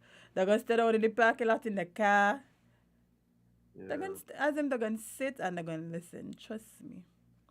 But I do believe that persons want, people want some, people at this point, I think people have stopped desiring a specific outcome. They just want the outcome and just want to know what we're doing. Yeah. I don't think it's fair that the general public has been thrust into this state of uncertainty, uncertainty and uneasiness. Yeah. I don't think it's fair to the. I don't think not after 22 months into your second term. Like I really don't think it's fair. Now, depending on who you talk to, you'll get different answers about who is responsible for that. Mm-hmm. But I personally don't believe that there's any one person that could shoulder the blame. No. I don't, because I do believe we all have choices. We have choices on how we treat people. We have choices on how we respond to that treatment, etc., etc., etc. So it's unfortunate, I think, but we'll have to just wait and see exactly how this thing plays out. I have no idea. Yeah, because I don't know if we've ever been has it ever been well, yeah, because but I was against the opposition though. I'm trying to remember if we had a period like this before, but that was when the opposition, the then opposition, was bringing the motion of confidence against the then sitting Prime Minister, Dr. Denzel Douglas, who is joining us tomorrow.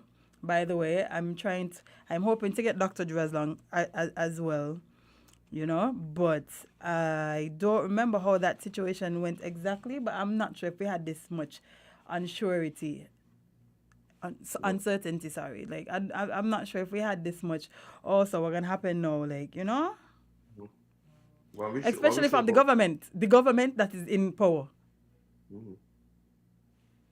Probably, you know, but, you know, we might not have been, even if we lived through it, we might not have been as politically aware. So who knows? But yeah, if it's one thing now though, what we're aware of is who is Labour and who is the card. Everybody flexing the colours right now. Watch it, I see people jump ship and so watch. I said, that's why I keep out. That's why I keep you said something earlier about keeping out of people's relationships. Yeah. They're gonna go back. They're gonna go back. I keep out of people something. Keep out of people something. You see people going a little tiff. You stay, drink some water, see? Drink water and mind your Patrice says so. Patrice said so. But anyway, I guess we'll just have to continue this saga. Again, guys, tomorrow, stick and stay with us. We have a very exciting guest, hopefully too, joining us after talking trash. We will have former Prime Minister of St. Kitts and Nevis and possibly the leader of the Labour Party joining us tomorrow. So yeah, just come back and listen to what they have to say. This is a platform of equal opportunity. Everyone is allowed to come and share their views, except certain people that... Somebody tried to ask me to come on the show Saturday, and I was like, hell no. hell no. Not you. No. We don't really have much lines here, but this is where I draw it. I can tell you who off here. I can't say that. His name is Jason, but I can't say his street name on the ear. Okay. I could. It ends with truck.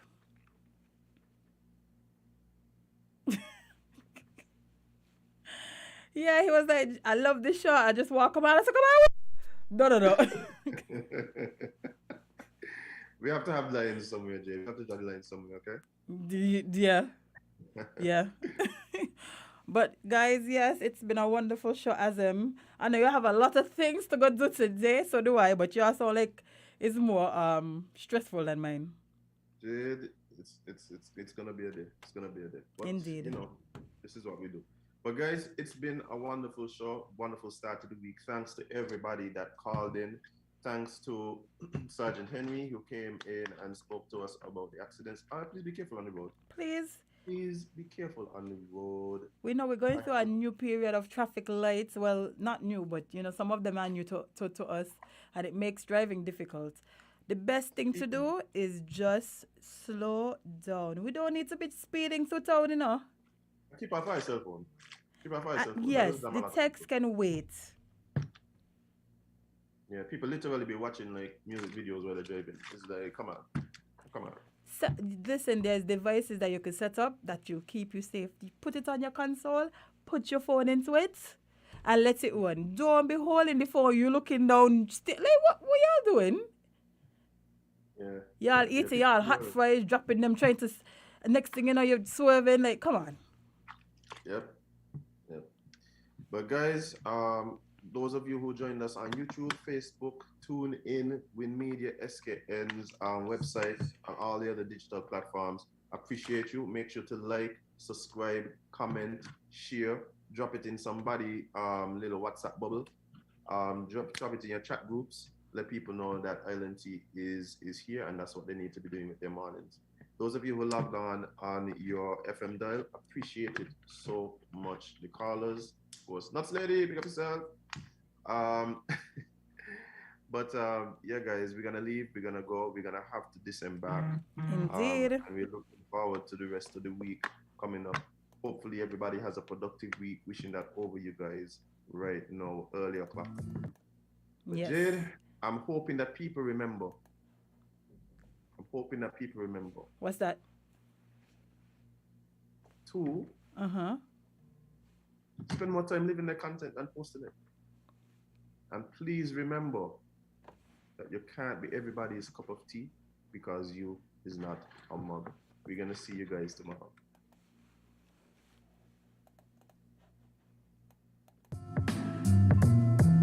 National interest to St. Kitts and Nevis, and of course other things happening in the country.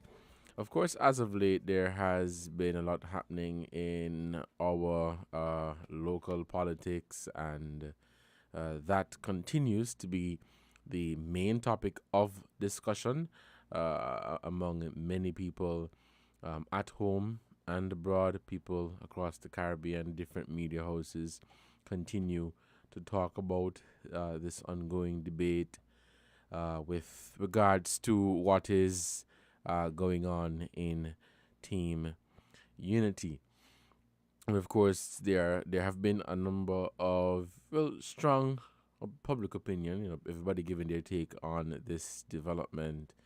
And I think it's a discussion that is worthy of continuing, because there are still some minds, some people that have not gotten a full picture of exactly what is going on and what caused all of this, and hearing all sides of what's really going on.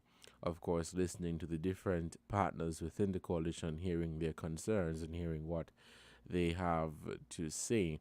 But based on the conversations that I've had with a number of people, they have said that all of this is really tiring on the country, and it's really weary, and some find it to be exciting, some find it to be exhausting, some find it to be distasteful.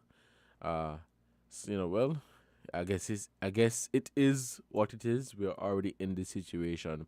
Now what is happening now is the conversation of what can we do.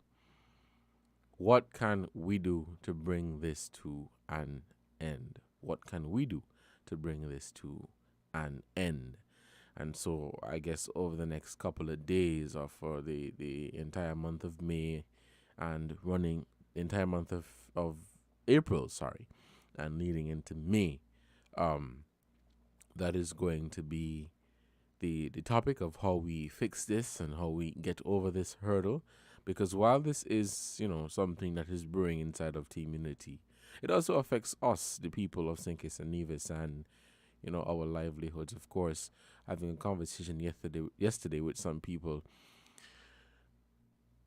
looking at the situation that is unfolding or happening in Russia and Ukraine, and how we are, as you would say, feeling the squeeze of what's happening there. We are seeing the dramatic increase in the price of food. We are seeing the dramatic increase in the price of gasoline. And so we're really being affected by what is happening in the international scene. And, this is something that we too should not lose focus of. This is something that we would have to pay attention to, because in the midst of all of this political chaos and back and forth, we still have to keep our heads above the water. We still have to survive. And so while some may find it to be exciting and say, yeah, but we like what's going on, we like this confusion, we like the back and forth between the public back and forth between the politicians, we have to try our best to stay above the water and try to find innovative ways to keep floating. One may say, too, that it is also their responsibility to ensure that the small man or the everyday citizen, does not feel too much of the squeeze that is coming, from this international crisis, from this war and other things that are happening. It was just on Sunday I went to the grocery store, and I was really shocked to see that, the shelves are empty. And of course, that is because of the delay in shipping. And of course, that is something that is affecting us. I mean, I guess for the most part, some people are like, what is this? What's really going on here?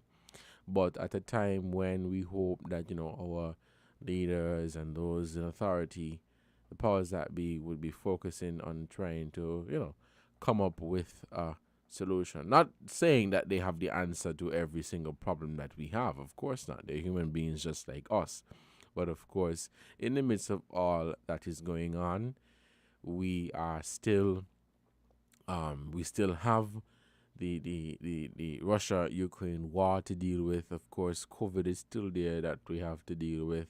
There's still some people that have not really, caught themselves from the early onset or the onset of the pandemic in early 2020.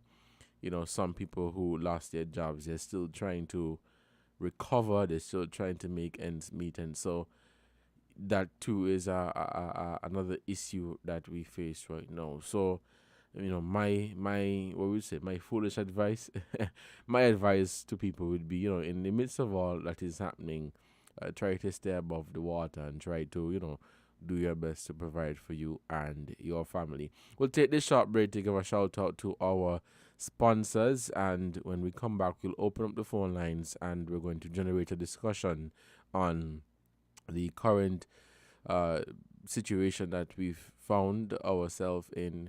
And of course, you can give your take on recommendations, solutions on the best way forward. And of course, with what is happening in Russia and Ukraine, how that is affecting us, and what do you recommend, or what do you think can be done from a government standpoint, from a private sector, civil society standpoint, to fix the situation, or not necessarily fix it, but to provide some relief and to, really ease the burden and ease the pressure of the consumers. We'll take this break to recognize our sponsors, and when we come back, we'll continue Voices right here on WINNFM 98.9. It's Monday, April 25, 2022, and I am your host for today, Devon Cornelius. We'll take this break, and we will be right back.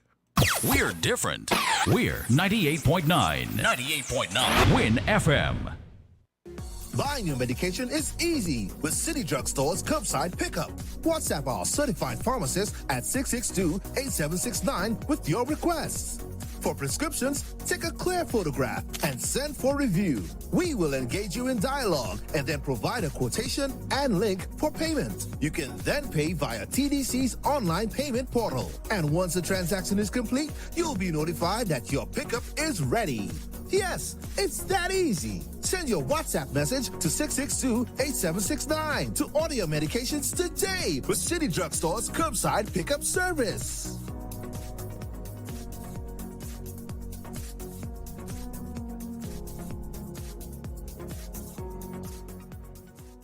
Campari Orange, easy for we. Brother, he no hard it. Easy for we. Campari, he no cup. Easy for we.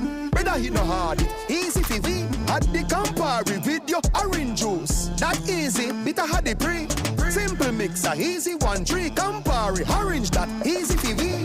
We mix a Campari Orange. Add 1 pot Campari with 3 parts orange juice. Drink at the bar, on the beach, or when your girl reach. Must be 18 years or older to drink. Drink responsibly. Enjoy an elevated experience with your Flow Home Internet and mobile combined. Giving you the best rate for great savings. With 120 gigs of double data for anything. And unlimited talk. On 4 mobile lines. Simply combine your Flow Home Internet and mobile for the best rate and value. Unlock double data and unlimited talk on 4 mobile lines to go with home internet speeds up to 35 megabits per second. Visit a Flow store to sign up today. Conditions apply.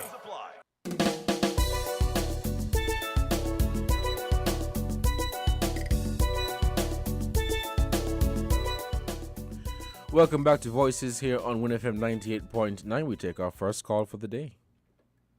Okay, we seem to have lost that caller. Let's have our first call for the morning on Voices. Caller, good morning. You are on the air. Hey, good morning, Devon. How are you doing? Good morning. I'm good, thanks. Yes, well, I am fine. I'm giving God thanks for another day. It's great to be alive, you know. Yes, it is. And it's great to be alive in this country. You know, what we call big matters are small matters, you know. The matter with Ukraine and Russia. I don't know if you heard of the news item about the Indian, I think, Prime Minister Modi in speaking to the U.S. President. They're trying to get India to back Europe and the U.S. In the issue. The man says, look, China come across my border and I don't hear anybody.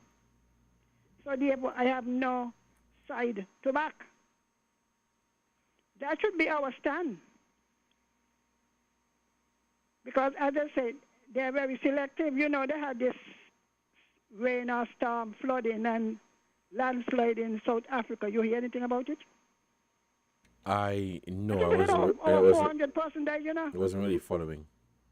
Huh? I wasn't following it in its That's entirety. what I'm saying. They're not highlighting it. It's in the news, you know. It happened maybe 2 weeks ago. People still buried. And then you hear on the news, 1 person get killed in Ukraine. Now, I feel it for the people, eh? But to show you how they're skewed. And the amount of money they're pouring into Ukraine, I say, God have mercy. There are many other countries who could do with even 20 million. I mean, it's going in by the billions, you know. You realize that? All of them pouring billions into Ukraine to fight Russia. And many, many countries could do with, Lord, even 100 million. We could do with some. They're pouring in food, they're pouring in arms. They want to keep the armament factories going. So all the arms that they didn't get to use in Afghanistan and Iraq and Syria, they're pouring them over there. All right. You know? May I finish it? You want me to call back or what? Yeah, we have some other callers on the line. I'll call back then. All right. Okay, caller, thank you so much for your contribution to this program. We're still taking your calls here on WinFM 98.9 for another edition of Voices. Call us at 466-0989 or 762-0989. Let's take this call. Caller, good morning. You're on the air. Good morning. Greetings. Yes, good morning. Greetings, yeah. I like to support the views of Miss Henry just now. You know, the views of she forward. You know, the heavy focus on the Ukraine, and there's a lot more dreadful things happening in the earth, you know. Yeah, you ever heard about the New World Order? Yeah, I have, yeah. Yeah, you know, there was a summit to discuss what the New World Order would be about, and like when they should initiate it, about that, the news. Mm-hmm. Yeah, you see all of these things here to me, is all a part of bringing in this New World Order. Start about over in Ukraine and Russia, don't really look like no war. Like she said, is a reason to, one, ignore Africa. Because see what here, when you look to Europe, right, it's pure suffocation we are see. You know what I mean? And then after the suffocation is the New World Order, which is just worse suffocation, right? No, when we look to Africa, we see a bright light. We see a light coming up from behind a dark cloud, you know what I mean? And to me, all of these happening is to distract us from Africa. Now, the Rwandan president was 3 years. Just the last weekend there. He was in Jamaica and Barbados. You know that? No, I did not. Yeah, man, you were the president, you know what I mean? Trying to bridge the gaps, trying to bring the two places closer. Because we're the same people, encourage the more flights from the Caribbean to Africa direct, and leave out the middleman, you know what I mean? So these are things I feel we could focus on and, leave out Ukraine because we can't make all of us starve and suffer, you understand? We just have to focus on we think is Africa thing. The thing falling for whatever reason, and we think they're set up. So we just got to put more strength and effort into our thing and come out of the narrative like Johnny have said, you know what I mean? Give thanks, yeah? All right, caller, thank you so much for your contribution to this program. We're still taking your calls here on Voices on WINFM 98.9. It's Monday, April 25, 2022, and I'm your host for today, Devon Cornelius. Let's head back to the phone lines. Caller, good morning. You're on the air. Good morning, Devon. Good morning. How are you today? I'm good, thanks. I want to say good morning to all. This is Journey here, and specifically to Mrs. Henry. Now, your last caller mentioned the president of Rwanda. That would be Paul Kagame. Yes, he was in the Caribbean. And, Devon, we have a gateway. We have a gateway now that is open up to us as a people. In the initiative from Mia Motley and now our president of Rwanda, Paul Kagame. Your caller before me just mentioned we have to bridge the gap. 2 decades ago, Devon, all that Mia Motley has done, 2 generations ago, we never thought about separating from the Queen as what Mia Motley did. 2 decades ago, the president of Ghana welcomed Mia Motley, and now we have Paul Kagame visiting Jamaica and Barbados. Devon, I'm saying all that to say, if you and I wanted to go to the continent, whether to visit or to relocate, we have to go to Europe. We still have to go to Europe and America. We are bridging that gap now by connecting flights from Barbados to Kenya and from Jamaica to Nigeria. Now, with the war in Ukraine, I have stated before that it's a distraction, and someone corrected me and said, well, no, I think I said that it was a fake news and poor choice on my part. And someone had corrected me and said, it's a distraction. The caller also mentioned the New World Order. The U.S. president stated 2 weeks ago that is a New World Order and America better be in control of it. I want us to pay attention to things, Devon, that governs us. Words and figures. And these are the things that they've been playing with us with for decades. It's time for us to now wake up and pay attention. Just spare me a minute to say this. The Prince William was on the Caribbean 2 weeks ago. And I'm going to paraphrase what he said. He said, as much as the Caribbean islands want to separate from the monarch, it would be supported with pride he also went on to say, I'm referring to Prince William, he went on to state that the bond between the realm of the Caribbean is unbreakable. Mind you, bear in mind, right, Devon, if you're in the news, you would also know that just last year he was under fire in the UK for a speech he made about the growing rate of the population of the continent of Africa, where he classified by saying that the growth of the African continent would be in jeopardy to the wildlife. These are the words of Prince William. Again, I am saying to us as a people, we need to pay attention to words and figures. 70% herd immunity, went to 80, now it is the youth. Permit me again, Devon, to say that but the quickly, because we want to take some more calls. States, I'm going to finish now. Just give me a second. President Joe Biden just said last week that hate does not go away. It hides under a rock until you give it oxygen to come out. These are words that we need to pay attention to. The word of President Biden, the word of Prince William, and others who have not apologized for the atrocities, but said that their country, played a role in the genocide of our people, but they have not apologized. We need to demand from them full apology and stop their theatrics. We don't have time for that anymore. We are the future, Devon. All right. We need to wake up and embrace who we are and what we are. Thank you for hearing me. All right. Thank you, caller, so much for your contribution to this program. It is 12:28. It is 11:28, sorry. And we're still taking your calls here on Voices on 1FM 98.9. I'm your host for today, Devon Cornelius, looking at what's happening with Russia, Ukraine, tying it here, and, we're starting to feel the effects of what is transpiring over there in terms of the price, the dramatic increase in the price of food and, our electricity bills and, those other essential things that we need. I would say we need to have some sort of livelihood. And, of course, with what's happening in our country politically, with the ongoing confusion in team unity. All of those things are what the majority of the population of St. Kitts and Nevis are worrying about right now. Let's head back to the phone lines. Caller, good morning. You're on the air. Yes, I'm back. Now, to the second issue about the price.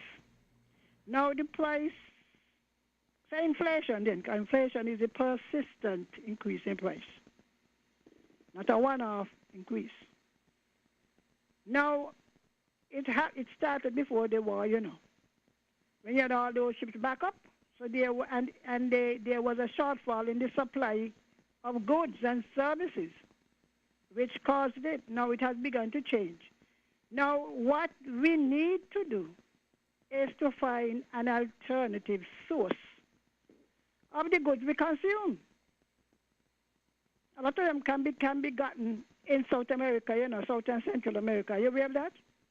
Mm-hmm. I am, yes. Yes. So sometimes the trouble is a lot of our importers are also agents for the companies from which they get their goods. So some of them are looking at their commissions and their fees. Mm-hmm. They could in Jamaica, Barbados, Trinidad, they produce all of the things, and they can come in free. They can come in free. Under the CET, they come on external tariff. Mm-hmm. Brazil, Chile, all those countries down there produce a lot of the things that we can get. Now let me get to the fuel. You see, when our countries are urged to join OPEC, Trinidad, I don't know if Guyana joined yet, then it forces them to carry up their price when the price go up. But there should be some relief for the countries in the Caribbean. I think Trinidad did it, when we had the last oil thing. Because I am looking to Guyana. All those oil you have down there, we have your people. So therefore, we should get oil, and Venezuela did it.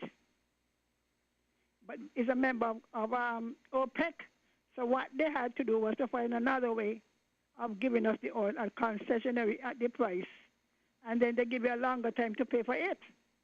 So I am looking to these companies in our region to fill the gap.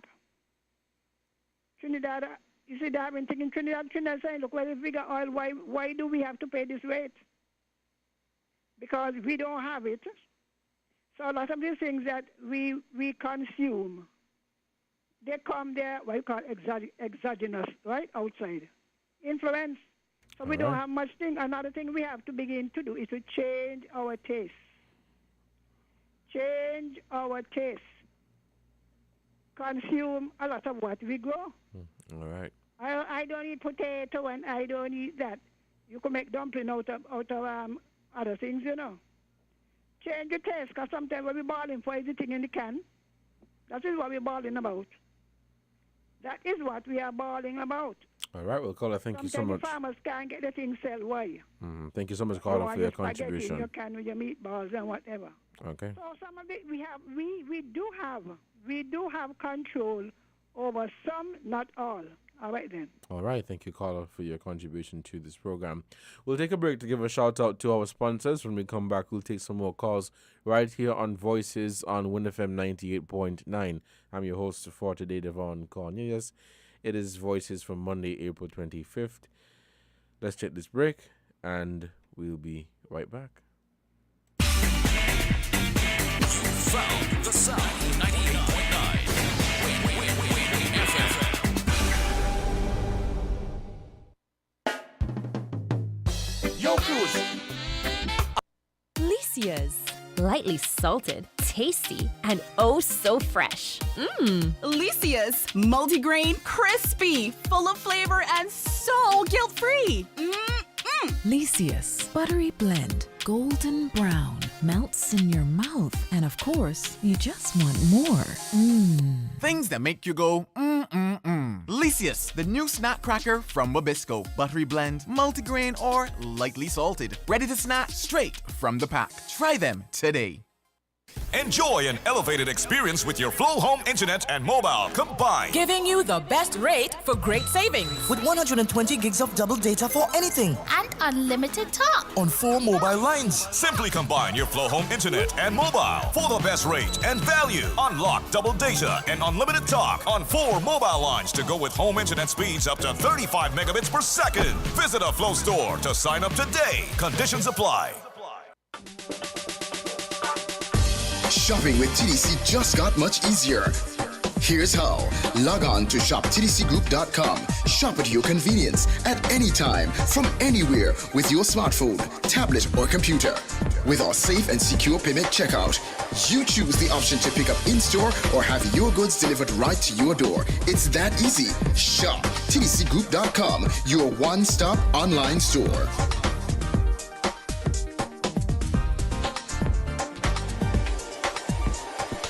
Shop anywhere, shop anytime, same quality you love. Now online. Shop www.shoptdcgroup.com.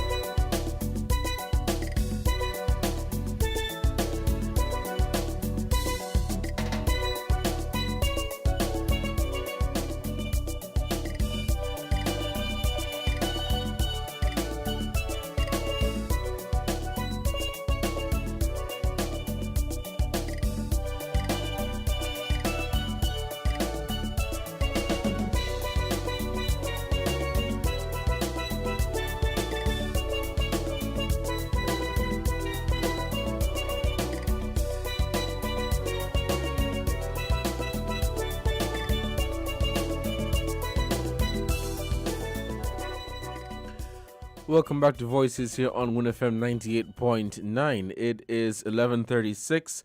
Of course, we break at 12 for the headline news. This is Voices, and I'm your host for today, Devon Cornelius. For those of you who are just joining us, whether it be via our FM channel 98.9 or via our social media handles, Facebook, YouTube, you name it. Thank you so much for joining. And we are on the topic of course, what's transpiring in Russia and Ukraine and how it is affecting us here. Well, specifically to St. Kitts and Nevis and the Caribbean as a whole. Of course, many of you can attest to the fact that, well, you know, I went to the grocery store some time ago, and one, it was either low on food and supplies, and two, the price of food has increased dramatically, and so you know, we're really seeing a change in that way, and some people are barely keeping their heads above the water. Some people are barely surviving, you know, based on all that has been happening. Of course, you know, when you look on social media, you see a lot of people commenting on it and say, boy, the price of food and generally the cost of living has increased. And of course, it has been increasing over the years, but, you know, many have made the argument that, boy, you know, the cost of living for me is really going up, but my salary is not going up. So realistically speaking, a lot of people are, you know, finding it hard to stay above the water. A lot of people are finding it hard to, you know, really live comfortably because, you know, at the end of the month, they would have to make a decision which bills they're going to pay. And of course, especially against the backdrop of, you know, the bills being so high nowadays, people are really, really in a tough position. So there is, you know, of course, I don't have any scientific data to back this, but I would say that there perhaps is a lot of anxiety right now with regards to what is happening. Some people are worried, and that is expected. Some people are worried with what is happening, especially with the increase in the price of food. And some people are worrying, of course, with what's going on in our politics and how the people of St. Kitts and Nevis would be able to manage during such a difficult time. Of course, COVID in early 2020 and 2021, you know, really put us to the test, and it was an opportunity for people to, for some, to grow, and on the other hand, some people did not make it, whether it be physically, where they lost their lives, or financially. You know, some people were really messed up, and so there's a lot that we have to deal with. We're going to head back to the phone lines, and we're going to take some more calls, so let's take this call right now. Caller, good morning. You're on the air. Yes, me again, since nobody calling. Now, on Wednesday morning on your station, Win FM, there's a program called Money Matters. Do you listen to it? Yes, I do. I wonder how many people listen to it. I wonder because you have good tips. When I listen to the amount of entertainment, because I know some of them are going to get in the high house now, the numbers they have every weekend and the price. So we're balling things hard. 100 and something for this. 100 and... I said to myself, wait, isn't this the same people balling? I can't believe if they don't got... I don't want to exaggerate. 10 might be too much, right? 10? Per week, on weekends. Oh, you're referring to entertainment events. Events. Okay, yeah, okay. Paying events. Okay. Now, anybody looking in from the outside, would they believe that people here have life hard, that hard? And did you say people flock into the events? Mm. You're in the go-round, right? So what is your suggestion? No, I'm asking you. Have you ever thought about it? I have. Yeah, I have. Yeah, you say. I mean, they got the little pay they won and they done it, and then they come on the ball. Now they're getting 500, you know. I have not heard that any benefits that is being given has been curtailed. And that brings me to the Labour Party and the NRP, because we know already what unity, whether fractioned or fractured, is doing. I want clear statements. One, how do you intend to deal with the Nevis fair share? Because we don't want to go back again to post-2015. We want clear statements on what you intend to do with the peace program, because that has been vilified. What do you intend to carry it on in what state? What? Just suppose that the opposition parties got into power. What can we expect of the good governance? Because we hear it. What do you intend to do to it? Because the law has been passed, so it won't take you long to get the SNRO. What do you intend to do in the information, access to information? Because we're not going to talk about no promises and we want a long story. We already know what the governing party is doing. We want to hear, what do you intend to do? Otherwise, nobody should vote for you. In terms of health, what do you plan to do in terms of improving health? In terms of the Barcia, I'm writing them down. In terms of the Barcia High School, do you intend to continue the construction of the school? Or are you going to take it to the old site, as you say, and further delay the children coming out of the congestive situation as you speak? And the matter with the prison, do you intend to carry out that function, or do you intend to leave the prisoners where they are? Because it is time enough we know from people what they intend to do before they get in. Because once they get in, even if they say it, some of them just forget. And then we're going to have another set of heartbroken people. We have a whole set now saying, oh, we voted for that. And we trusted. They don't know the Bible. Trust in the Lord. Woe to the man, the Bible says, whose trust is in man. Man could fail any time. So I am asking the opposition, what is your position on the fair share for Nevis? Because we don't want to talk after. You say you want it in law? How do you intend to do it? The term limit. What do you intend to do about the term limit? We don't want to let it go around, because I know what I see.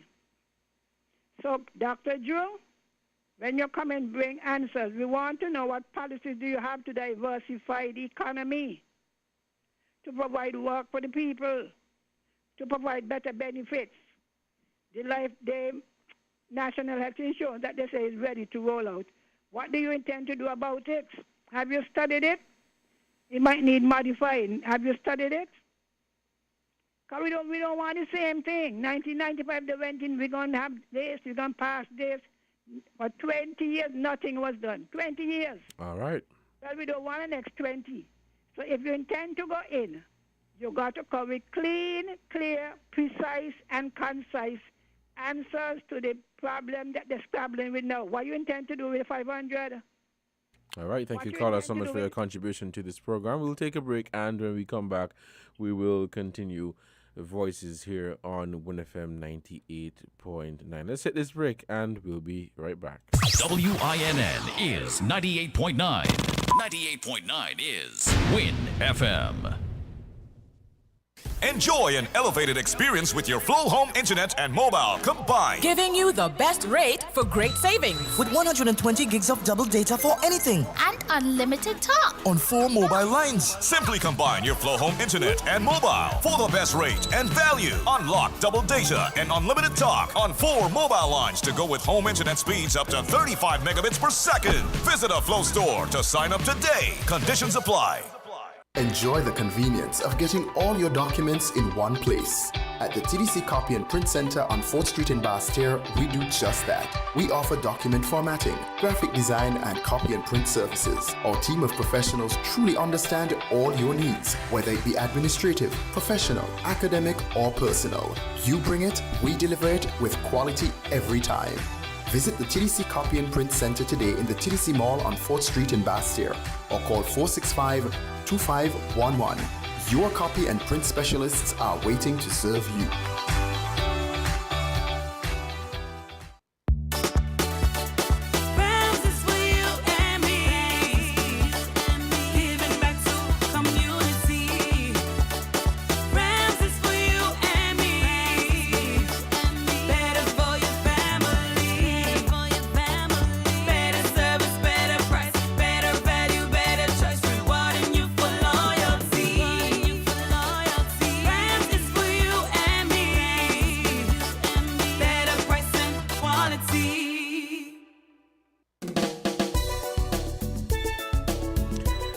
Welcome back to Voices on WINFM 98.9. Let's head back to the phone lines.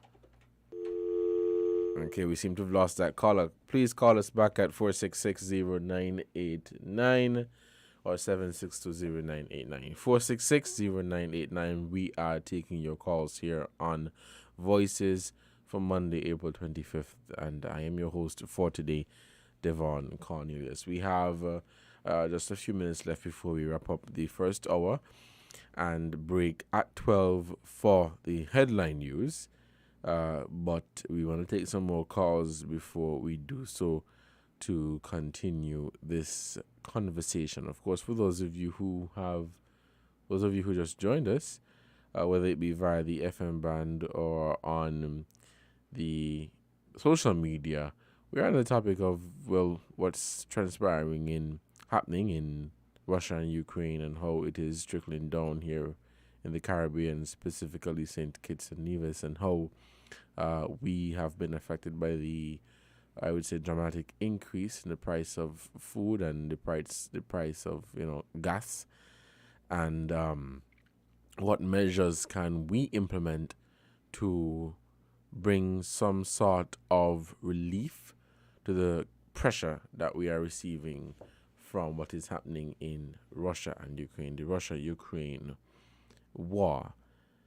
That is the conversation, or that is the topic that we are on at this point in time. But we want to hear from you, the listeners, your take on what are some of the suggestions that you can make on this matter. Call us at 466-0989 or 762-0989.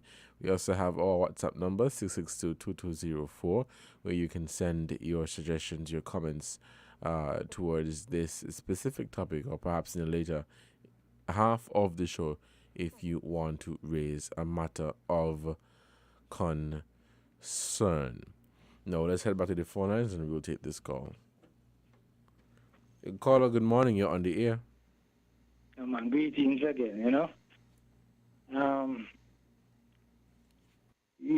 Rastafari, right? But Marley sing one time. Cost of living gonna go so high that the rich and poor gonna start to cry. So he ain't gone away yet.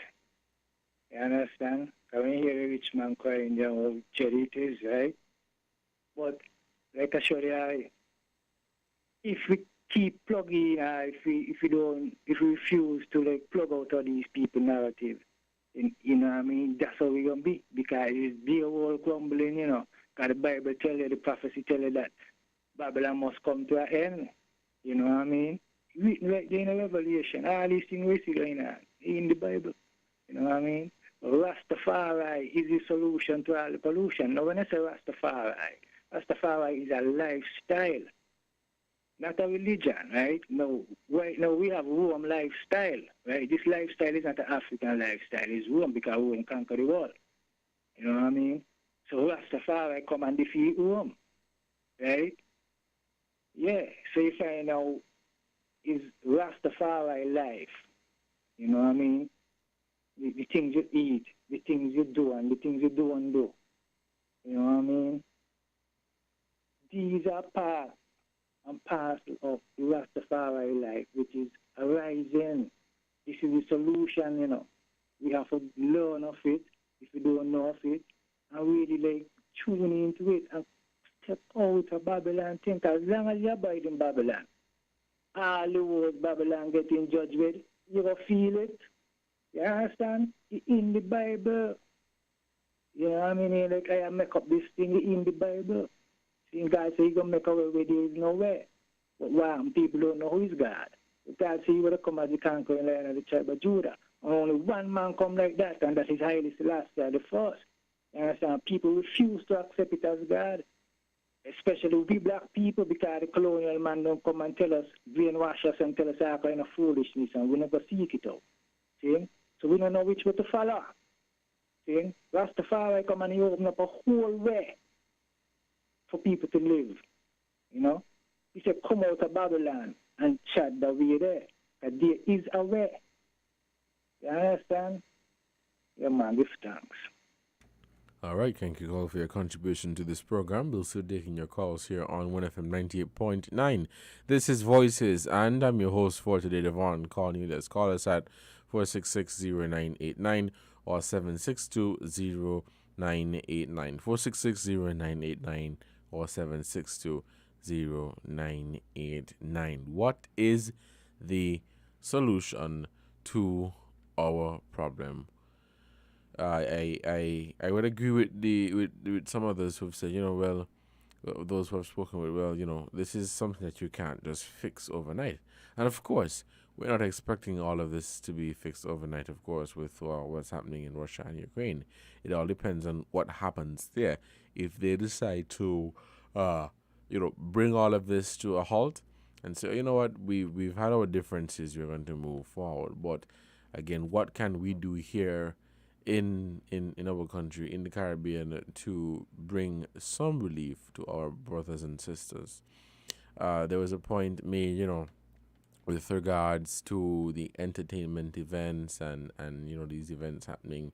Of course, and I've said this before, where yes, there are some people that would attend these events and perhaps use their last to attend these events, but I believe in the midst of all of this chaos, entertainment is necessary and it is needed. I guess for those who don't participate in these activities may not understand, in my opinion, how essential they may be to one's mental health. Let's head back to the phone lines. Okay, we seem to have lost that caller. Please call us back at 466-0989. So, of course, I'm not saying that, well, you use your last and instead of trying to pay a bill or buy some food or whatever, you go and take it and go to an event and waste it all away. But these events are not just for the entertainers or the promoters or the DJs or whoever participate in these events to make money. These events, I think, really help people to have a social life, a real life, and apart from just working all day and all week and paying your bills, you can just relax on a weekend and reflect on life. Let's take this call. Caller, good morning. You're on the air. Good morning, Mr. Moderator. Good morning. How are you today? I'm doing pretty good. Awesome. It was not long ago that we were in a similar situation to where we are at this point, when there was no confidence in the leadership of Dr. Douglas. Mm-hmm. And our present Prime Minister was at the front line, letting Dr. Douglas know that 6 out of the 11 members of Parliament were against him, had no confidence in him, and therefore he needed to move out of the way. The Prime Minister now needs to take his own word, because the same thing has come true where 6 of the ministers who serve in his government has indicated that he no longer has their support. And so what we need at this time is for our Prime Minister to do one of two things in order for us to get back to a semblance of normalcy. One, resign and move away as he was requesting for that Douglas do, resign and move out of the way so somebody else take over, and we know that he wanted to take over, or do what they did, put a motion of no confidence in the parliament, vote on it, and make sure that whoever the people support will come through. That's the only solution that we have. Timothy Harris needs to take his own medicine. He needs to live by the standard that he set. And the records are there that the world knows exactly what was Timothy Harris' view when Denzel Douglas found himself in the very same situation that he is in. And he was part of Denzel's cabinet who sided with others to bring down Denzel.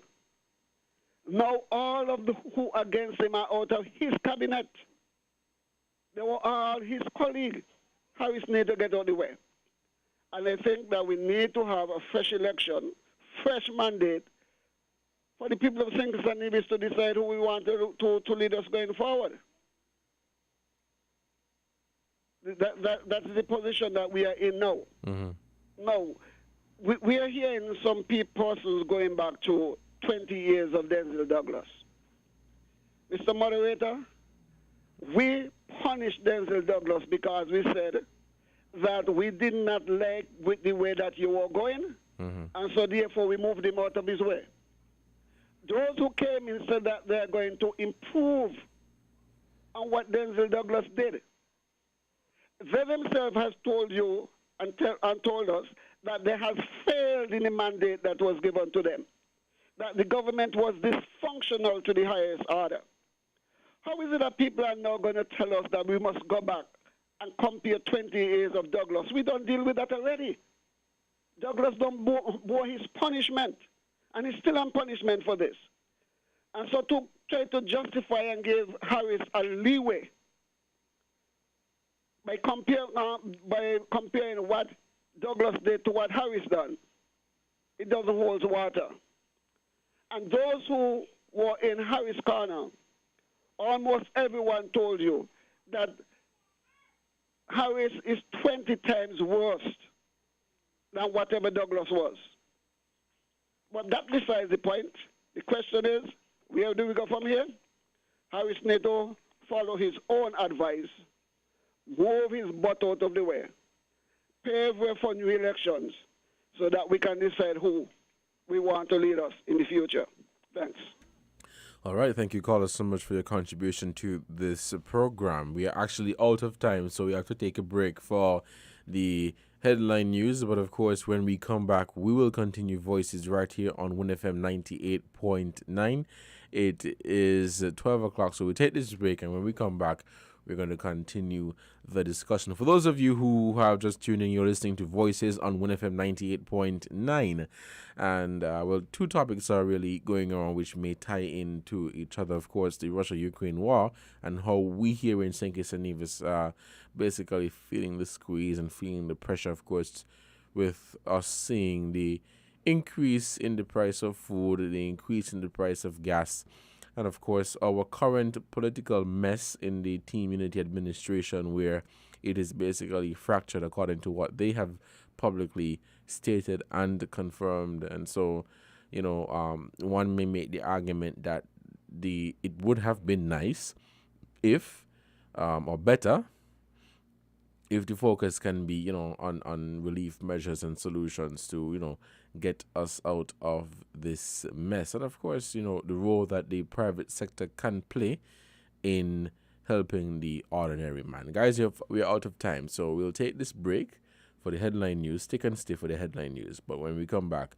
we will continue Voices right here on WINNFM 98.9.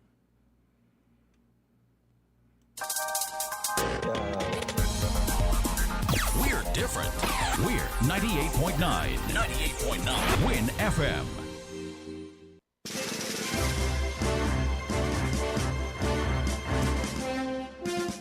We now bring you the headline news. The headline news is brought to you by Caribbean Alliance, The Grange, KDP Enterprises, Carib Brewery, and National Bank.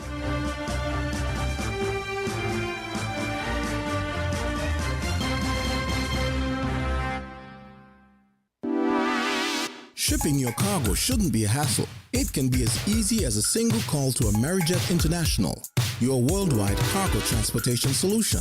We provide all the services you need to ship your goods anywhere in the world, whether your shipment is fresh, frozen, large or small, alive or hazardous. You can count on Amerijet to deliver it safe and sound. Amerijet International, by land, sea or air, we get it there. For more information, visit us online at www.amerijet.com or call us at KDP Enterprises at 466-9595. Did you know that the Grange Healthcare Facility is the first purpose-built, non-governmental healthcare organization on St. Kitts? It's situated at Otley's, 7 miles east of Basseterre in beautifully landscaped surroundings. The Grange has a team of highly trained professionals and provides care that's rated as being comparable with UK and North American standards. The Grange offers varied accommodations to suit your individual needs, and our all-inclusive packages make the cost of care per hour the most competitive on the island.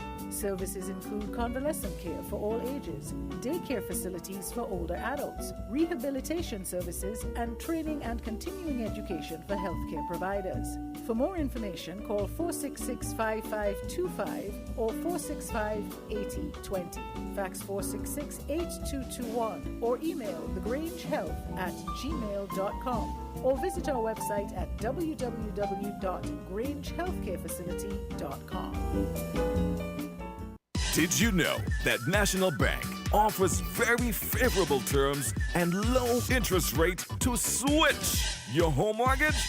Or in-house legal department will process your mortgage in a jiffy and free of cost. Switch your home mortgage now and get a peace of mind knowing that we are here for you. National Bank, always here. Protect your lifestyle with Caribbean Alliance Insurance. Till you walk with a low reputation and service for second to none. Securing you is our mission. People that you can trust, your business, property, we got you covered. Motor or personal, whatever it is, we got you covered. 130 years in this business, we've got you covered. For all your insurance needs, visit or call us at 465-2631 or 469-5303. Dealey Walwyn, people you can trust. Maybe it's the way the brilliant gold liquid reflects our sunshine, or how the bright blue of its label mirrors the clear Caribbean skies overhead. Maybe it's the fresh, crisp taste of this beastly cold beer on a scorching hot day. Maybe it's even the way it brings us all together.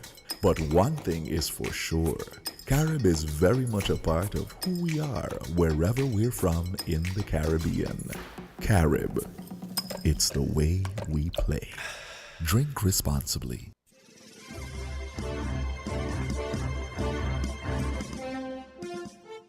With the WINNFM News, I am Devon Cornelius, making the headlines. Ambassadors of 20 countries support ICA's actions in favor of food security. Residents remember His Excellency Amri as a caring and respectable individual.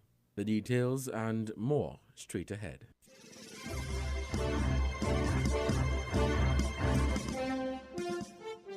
The ambassadors and heads of mission of 18 Latin America and Caribbean countries, Canada, the United States, and Spain expressed their support for food security actions carried out by the Inter-American Institute for Cooperation on Agriculture, AICA, and stated the need to consolidate dialogue and regional undertakings to address a complex scenario dominated by major food and energy price increases.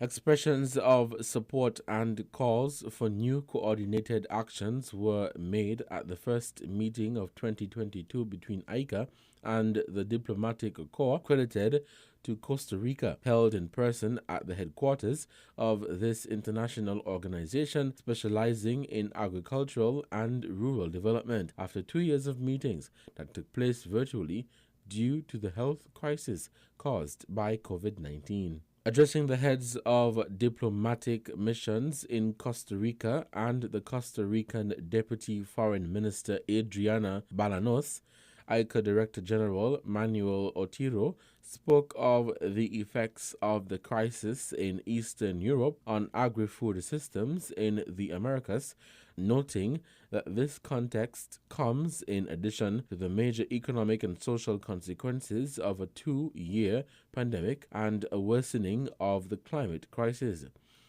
Otero compared agri-food trade figures between Russia, Ukraine, and Latin America and the Caribbean, commenting on the regional dependence on fertilizer imports from Eastern Europe and warning about an increase in the already widespread food vulnerability of some countries in the region, especially the Caribbean, and about the cost of food imports. He also commented that the wheel of agriculture must continue to turn and recalled that the activity must be seen and considered as a central tool for peace. The Director General of ICA also referred to the effects of energy price increases on transport costs and the restructuring of logistics chains and gave an overview of the measures adopted by different countries in the world to mitigate the inflationary effects of the war, such as limits on exports in the case of productive countries and the adoption of measures to encourage the domestic production of fertilizers. After Otero's presentation, the diplomats present at the meeting exchanged information and ideas highlighting the role of ICA as a promoter of collective action for benefit of countries.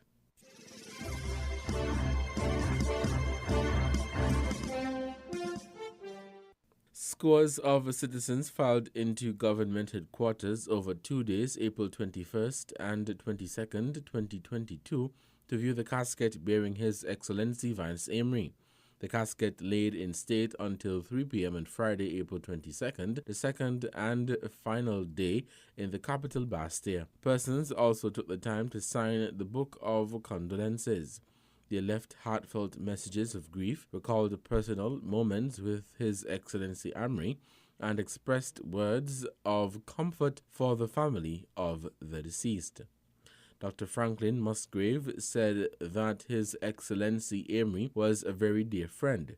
Quote, he was a most delightful person and always cared about people. I will miss him sorely, Dr. Musgrave stated. Former national sprinter Virgil Hodge recalled that His Excellency Emery himself, a former athlete, was a tremendous supporter of sports ambassadors. He was one of my biggest fans, she said, adding that it meant a lot. A statement from SKNIS said, after lying in state in St. Kitts, the body of His Excellency Emery was transferred to Nevis for a similar public viewing on Thursday, April 28th and Friday, April 29th at the Theodore L. Hobson QC Courthouse. The funeral service takes place on Saturday, April 30th at the E.T. Willett Park in Nevis.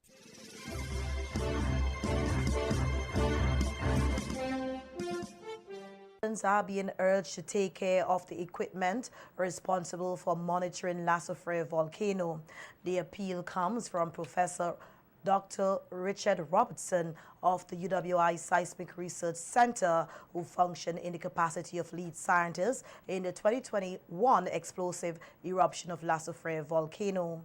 Speaking on a program on VC3 last evening, Professor Robinson explained the integral role of these monitoring equipment in detecting beforehand with accuracy that there will be an eruption or other seismic activity. Equipment and the instrumentation that we use to monitor the volcano is critical in terms of us being able to give warning prior to an eruption. And the reason we were able to do that this time is largely as a result of all that instrumentation that went in.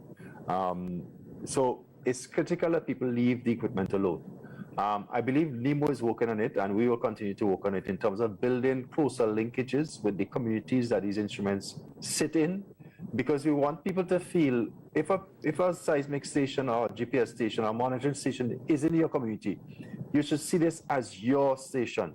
So therefore, you should be more interested in essentially babysitting it and protecting it and guarding it, so that if some of the people in your community decide that they want to do something bad about it, you would help to protect it. Because NEMO can't be out in the field and we can't really we can't really protect them so completely that they would be invulnerable to human beings with the right attention. So it's critical that they leave it alone. It's critical that communities can start to think of it as part of their protection.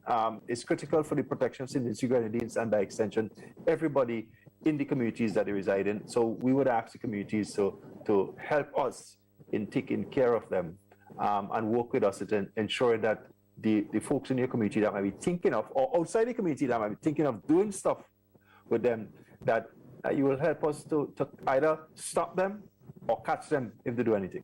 Director of the National Emergency Management Organization, Michelle Forbes, who was also on the program last evening, acknowledged that planning for a volcanic eruption is a big task that requires the right team. And we, recognize the, the gaps that we need to go forward. So we are looking at reviewing the national plan. We are examining the national system, where, how we're looking at some of our emergency support functions, who does what, and is it right, is it right? Is that agency the right fit? How do we get more persons involved? How do we get all of government, all of the private sector involved in disaster risk management? What next? We have to continue to work with the communities. We know some of them are upset. We have to continue to work with the communities because the government cannot do it alone. Planning for an emergency like the volcano involves a lot of preparedness at the community level and at the individual level. And if one is not ready, it affects the entire national system. So we have to continue, like what the SRC is working on different components in the community, the whole photo exhibition Dr. Robertson would have spoken about. That's a way of getting the communities engaged in the whole risk management and looking at resilience building within the country. And when we leave, we must say that resilience building begins with each and every one of us, because we each have our part to play within the national disaster systems.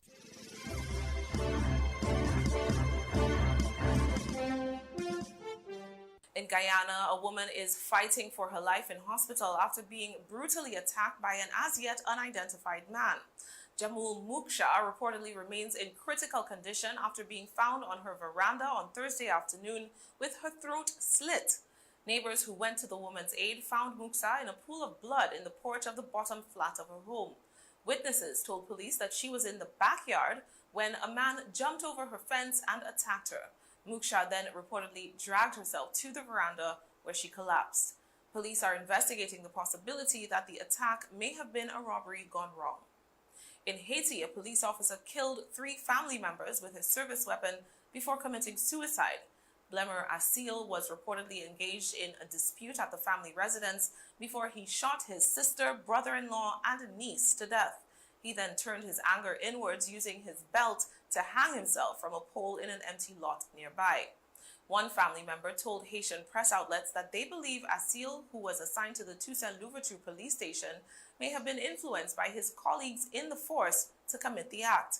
Others have questioned why the officer, who was known to have mental health issues, would be allowed to carry a service weapon.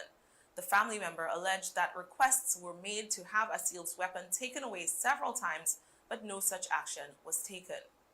A manhunt is underway in Jamaica after a group of armed assailants staged an attack on the compound of the Kingston Public Hospital on Thursday. Police say the armed men arrived at the facility at about 4:25 p.m., causing panic among staff, patients, and visitors. Eyewitnesses say their attack seemed to target a businessman who was spotted in the car park. Police in the area responded to the commotion and attempted to apprehend the gunmen, leading to an exchange of fire between the two groups. Despite the efforts of law enforcement, the attackers were able to escape on foot. There were no casualties or serious injuries reported. However, the Southeast Regional Health Authority indicated that an ambulance was damaged during the firefight. In Belize, one family is traumatized after witnessing the execution-style shooting of their loved one right in front of their eyes. 58-year-old Michael Clark, a local pro-cannabis activist, was reportedly preparing to present on a local morning show amid discussions on Belize's cannabis bill when an unidentified gunman arrived at the house and shot him at point-blank range, killing him instantly. Clark's wife arrived at the scene at 8 p.m. on Thursday just in time to see gunmen running past her and their 3 children after shooting Clark in the head. Though the 20th of April, a global day of celebration for cannabis enthusiasts, was usually a happy anniversary for Clark, 420 will now forever be remembered by his family as a day when tragedy unfolded. And in other cannabis-related news, Trinidadian police have arrested a Chinese national who they discovered growing marijuana on the grounds of a secondary school. Reports are that officers were investigating reports of cable theft in Barataria when they sighted cannabis growing out of a bucket on the Barataria North Secondary School compound. After a brief round of questioning, police were directed to the Chinese national, who was identified by school officials. He is currently facing charges of possession with intent to traffic.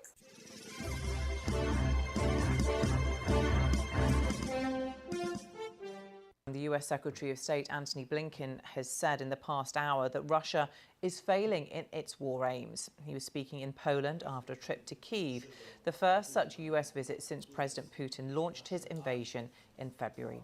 Mr. Blinken said a sovereign, independent Ukraine would still be around long after the Russian leader had gone. The Secretary of State and the Defense Secretary, Lloyd Austin, took a train from Poland to Kyiv and met the Ukrainian President Volodymyr Zelensky. Antony Blinken said it was an important moment to be in Ukraine and to show support for the country. He said while in the capital Kyiv, he saw people walking around and it was a sign that Russia had already failed its mission. We certainly saw people on the streets in Kyiv, evidence of the fact that the battle for Kyiv was won, and there is what looks, from the surface at least, to be normal life in Kyiv. But that's in stark contrast to what's going on in other parts of Ukraine in the south and the east, where the Russian brutality is doing horrific things to people every single day. In terms of wars won and lost, again, I come back to the proposition that in terms of Russia's war aims, Russia has already failed, and Ukraine has already succeeded, because the principal aim that President Putin brought to this, in his own words, was to fully subsume Ukraine back into Russia, to take away its sovereignty and independence. And that has not happened and clearly will not happen. The U.S. Defense Secretary Lloyd Austin reiterated the West's support for Ukraine as the war continues. The first step in winning is believing that you can win. And so they believe that we can win. We believe that we can win. They can win if they have the right equipment, the right support. And we're going to do everything we can, continue to do everything we can to ensure that that gets. So we're engaged with the Chad, engaged with the Minister of Defense, and as this fight evolves, their needs will change. And so as those needs change, we'd like to be one step ahead, but we're going to be responsive to what the Chad and Ahmad believe that they need. Our correspondent Joe Inwood is in Kyiv and following developments for us. Joe, welcome to you. Well, as important as the visit by these two diplomats to the country was, really their words very specific, reiterating their support, but the fact they were there in the first place tells us everything, doesn't it? Yeah, absolutely. I mean, the United States has been, without question, the biggest backer of Ukraine, of its war effort, and that's been financial. A huge amount of money, more announced yesterday, $3.7 billion in total, an extra $700 million yesterday. But there's significance in the visuals of them being here. It says something about how they think the war is going.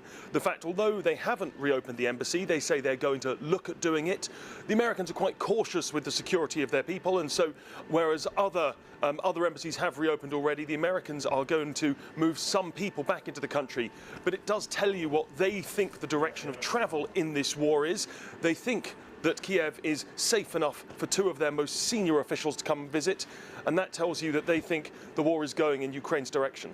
And the language was very important, talking about us, really clearly stating their absolute shoulder-to-shoulder support with Ukraine. Yeah, absolutely. I think actually he got his words a little muddled there and said us when he probably was talking about the Ukrainians. But yes, they are absolutely in lockstep on this. They're providing as much support as they say they can. Also, words of suggesting that the Russians had failed in their objective. I thought that was quite interesting as well, that the Ukrainians, just by holding on, just by defending the capital, the Ukrainians, he said, had already won. And it's going to be interesting, I guess, going forward. I mean, the Americans have committed hundreds of millions of dollars militarily, but where does that support end? I don't think we know the answer to that yet, but, is it just going to be ongoing until this does end? I think, given the amount of money they've put in, seems the Americans are all in on this one. Again, we can't predict the future, but it seems highly unlikely that they would at some point decide that this was too costly. I believe Congress has approved even more funding than's been offered already. So yes, the funding probably will keep going as long as the Ukrainians are able to fight. I thought there was one other quite interesting point from the press conference. A journalist asked the Secretary of State and Secretary of Defense about weapons that were going missing or that were being lost and abandoned and ending up in the hands of the Russians. And the Secretary of State didn't deny this. He said, of course, it is difficult in war. Sometimes things will go awry. But it was interesting, I thought, that there was a kind of a tacit and implicit acknowledgement there that some of the help that is supposed to be going to the Ukrainians is unfortunately and ultimately ending up in the hands of the Russians instead. And it's going to be interesting, Joe, to see if we get any kind of reaction from the Kremlin, from President Putin. Yes, whether we will, I think we'll have to wait and see. He will not probably be happy, but probably not surprised at the level of support. In terms of diplomatic moves in Moscow, we do have tomorrow the United Nations Secretary General Antonio Guterres visiting Moscow and then coming here to Kyiv on Thursday. There was some disquiet actually about the order of those visits, but so we might be getting some diplomatic news, some movement out of Moscow tomorrow. Okay.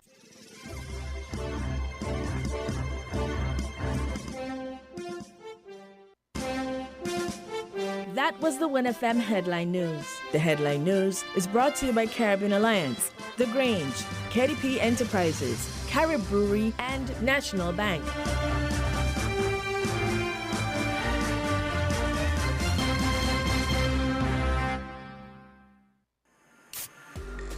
With over a century of perfection behind the Mackeson name, a smooth blend with perfect balance and richness, it's no wonder Mackeson Triple Stout has a legacy of perfection. Enjoy the world over. Introducing our new look with the same great taste. Mackeson. All hail the king. Please drink responsibly. Protect your lifestyle with Caribbean Alliance Insurance. Till you walk with a low reputation and service for second to none. Securing you is our mission. People that you can trust, your business, property, we got you covered. Motor or personal, whatever it is, we got you covered. 130 years in this business, we got you covered. For all your insurance needs, visit or call us at 465-2631 or 469-5303. Dealey Walwyn, people you can trust. Stop standing in long ATM lines to withdraw cash. Use your national debit or black cards to complete a wide variety of transactions at supermarkets, variety stores, gas stations, pharmacies, and more. Shop online at the most popular websites and stores for quality brands using your national debit or black cards. And take back your time to enjoy all the things that you love to do. Remember, instead of waiting in long ATM lines to withdraw cash, use your national bank cards today. National Bank, always here. Did you know that the Grange Healthcare Facility is the first purpose-built, non-governmental healthcare organization on St. Kitts? It's situated at Otley's, 7 miles east of Basseterre in beautifully landscaped surroundings. The Grange has a team of highly trained professionals and provides care that's rated as being comparable with UK and North American standards. The Grange offers varied accommodations to suit your individual needs, and our all-inclusive packages make the cost of care per hour the most competitive on the island. Services include convalescent care for all ages, daycare facilities for older adults, rehabilitation services, and training and continuing education for healthcare providers. For more information, call 466-5525 or 465-8020. Fax 466-8221 or email thegrangehealth@gmail.com or visit our website at www.grangehealthcarefacility.com. Shipping your cargo shouldn't be a hassle. It can be as easy as a single call to Amerijet International, your worldwide cargo transportation solution. We provide all the services you need to ship your goods anywhere in the world, whether your shipment is fresh, frozen, large or small, alive or hazardous. You can count on Amerijet to deliver it safe and sound. Amerijet International. By land, sea or air, we get it there. For more information, visit us online at www.amerijet.com or call us at KDP Enterprises at 466-9595. We're different. We're 98.9. 98.9. Win FM.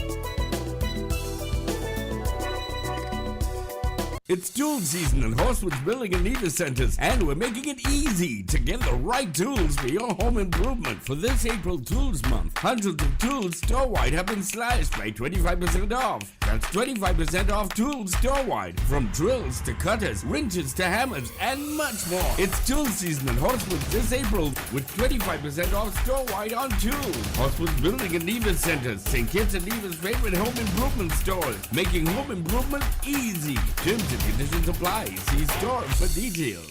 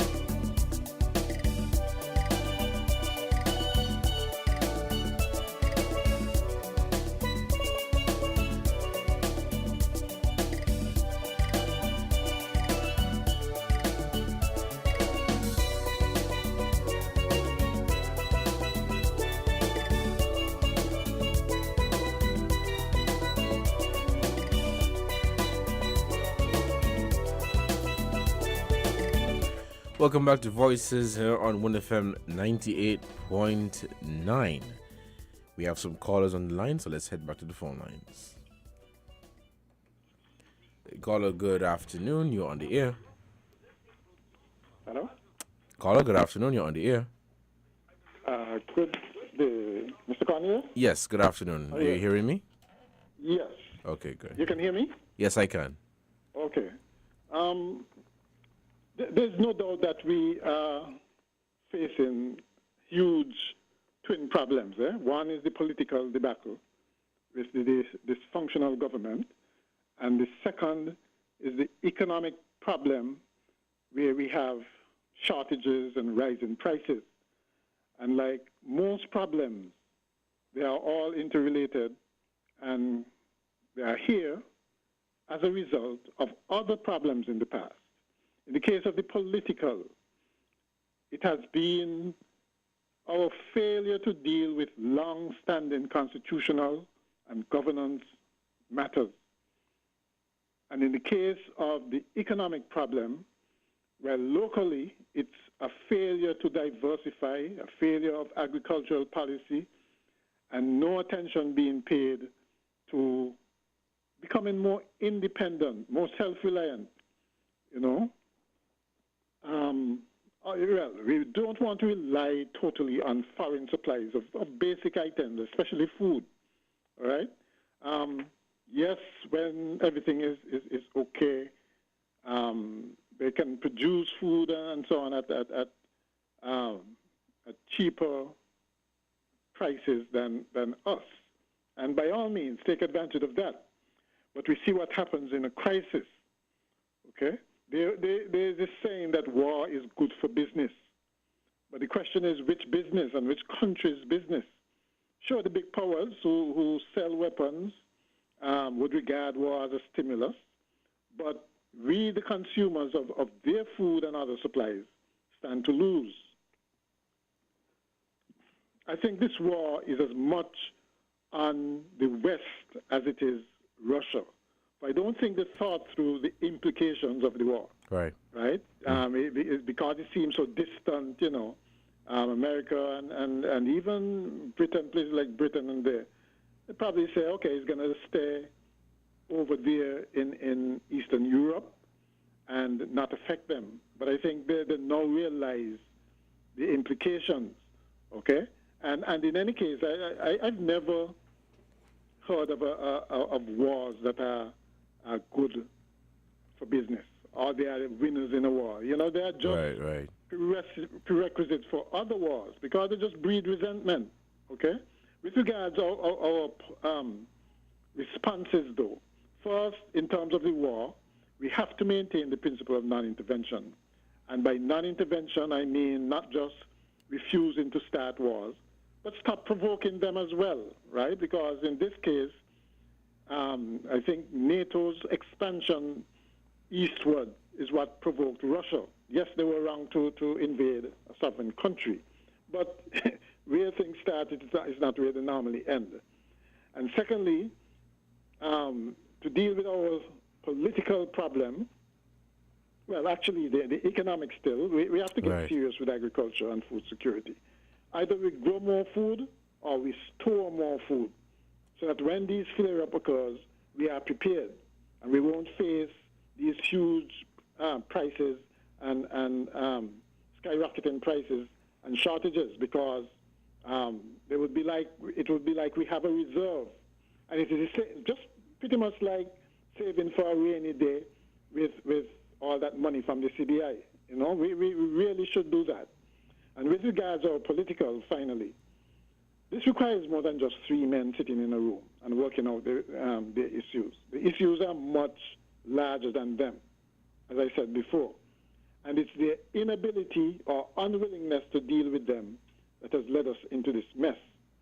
I found it interesting that Mrs. Henry would put the onus on the opposition of all people.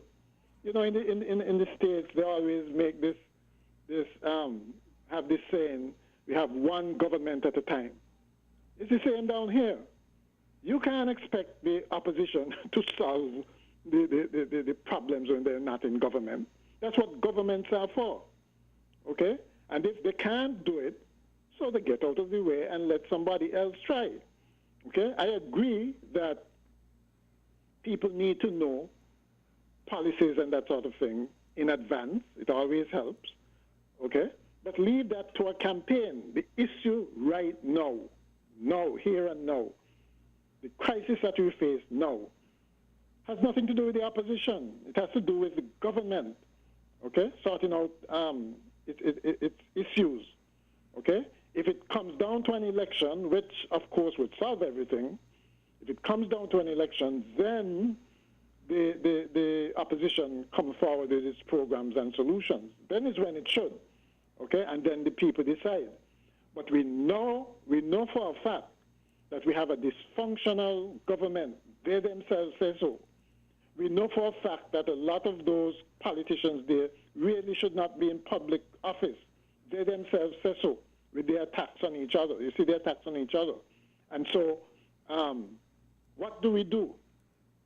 Do we reward them by putting them back in office? What? To do what? Dilly-dally on the same problems that created this mess? What do No, you change them, and if the other set that comes in doesn't succeed in solving the problems, you change them again. That is what we have to do. You don't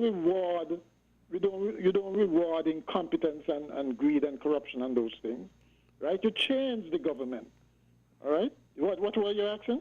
I was asking you, which do you favor? There is an ongoing debate about the filing of a motion of no confidence out just for the Prime Minister to resign. Which one do you think is more suitable? I would say that the motion of no confidence, at least that's there in the Constitution as a way to solve this. There's no contention about that, okay? The contention seems to be if the Governor General can just,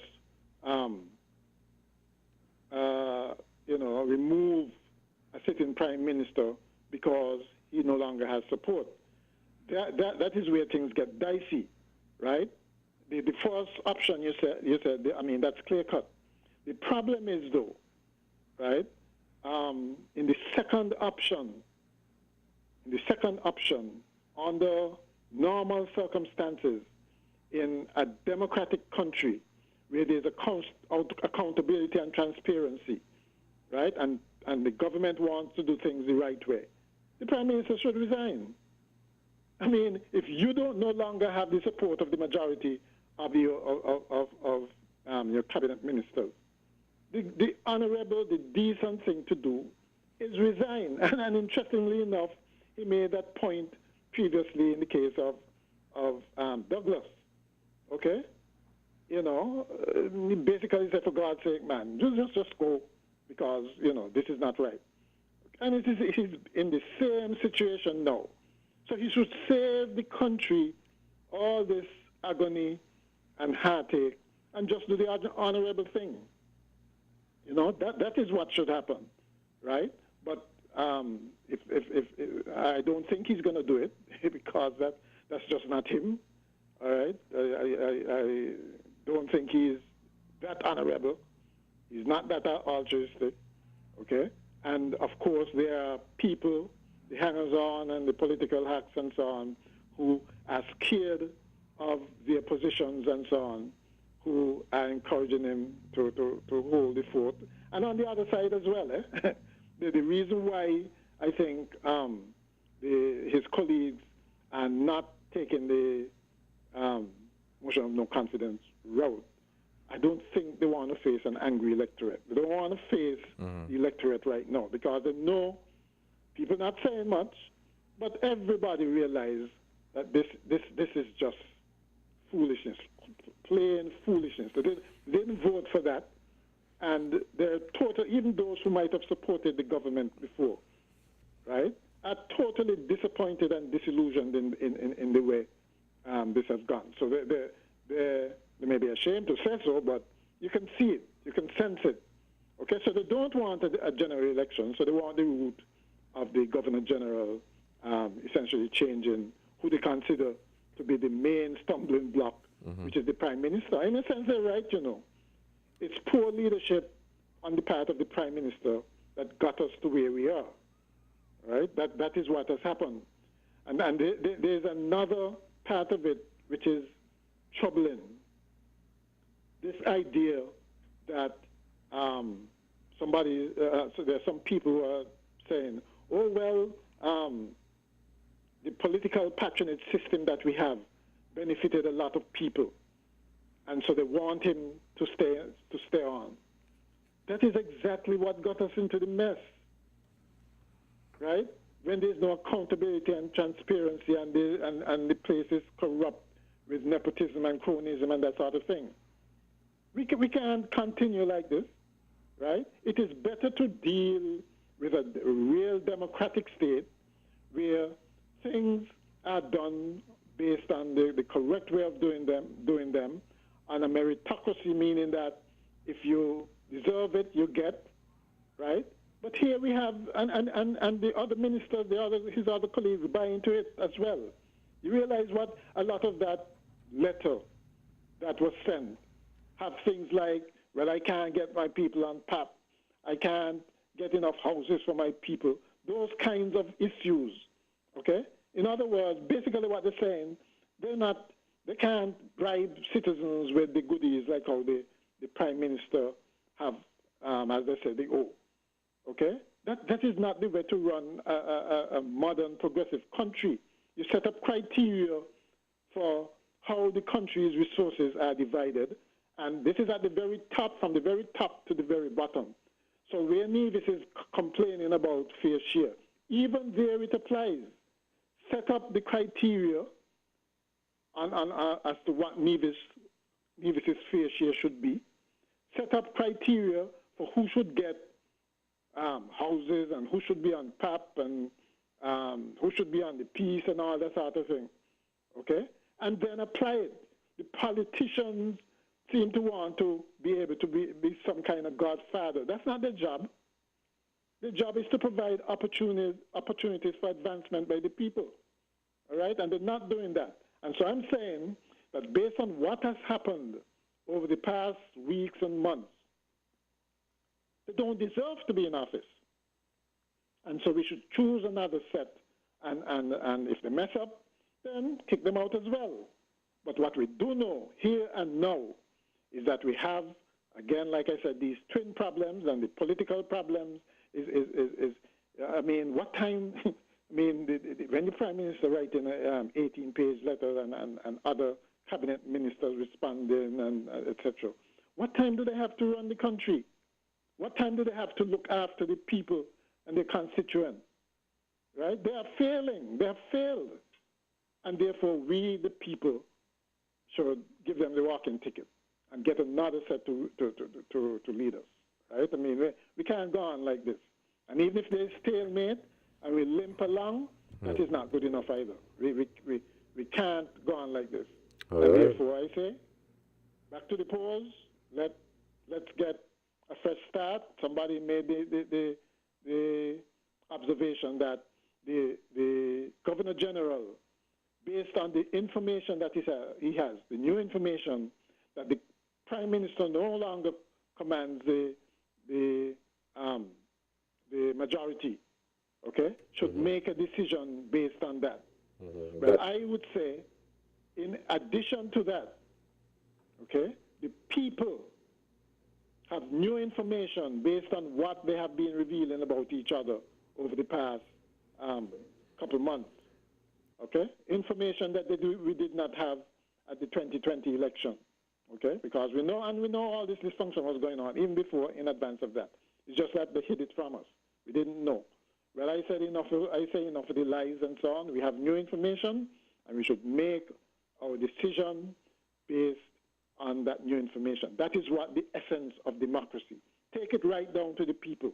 Take it back to the people. Right? That is where the real decision should be made.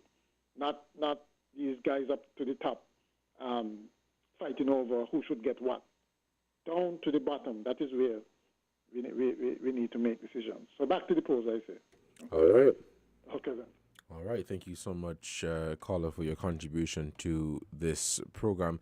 It is 12:45, and you're listening to Voices on WINNFM 98.9. I'm your host for today, Devon Cornelius. Let's head back to the phone lines. We'll take this call.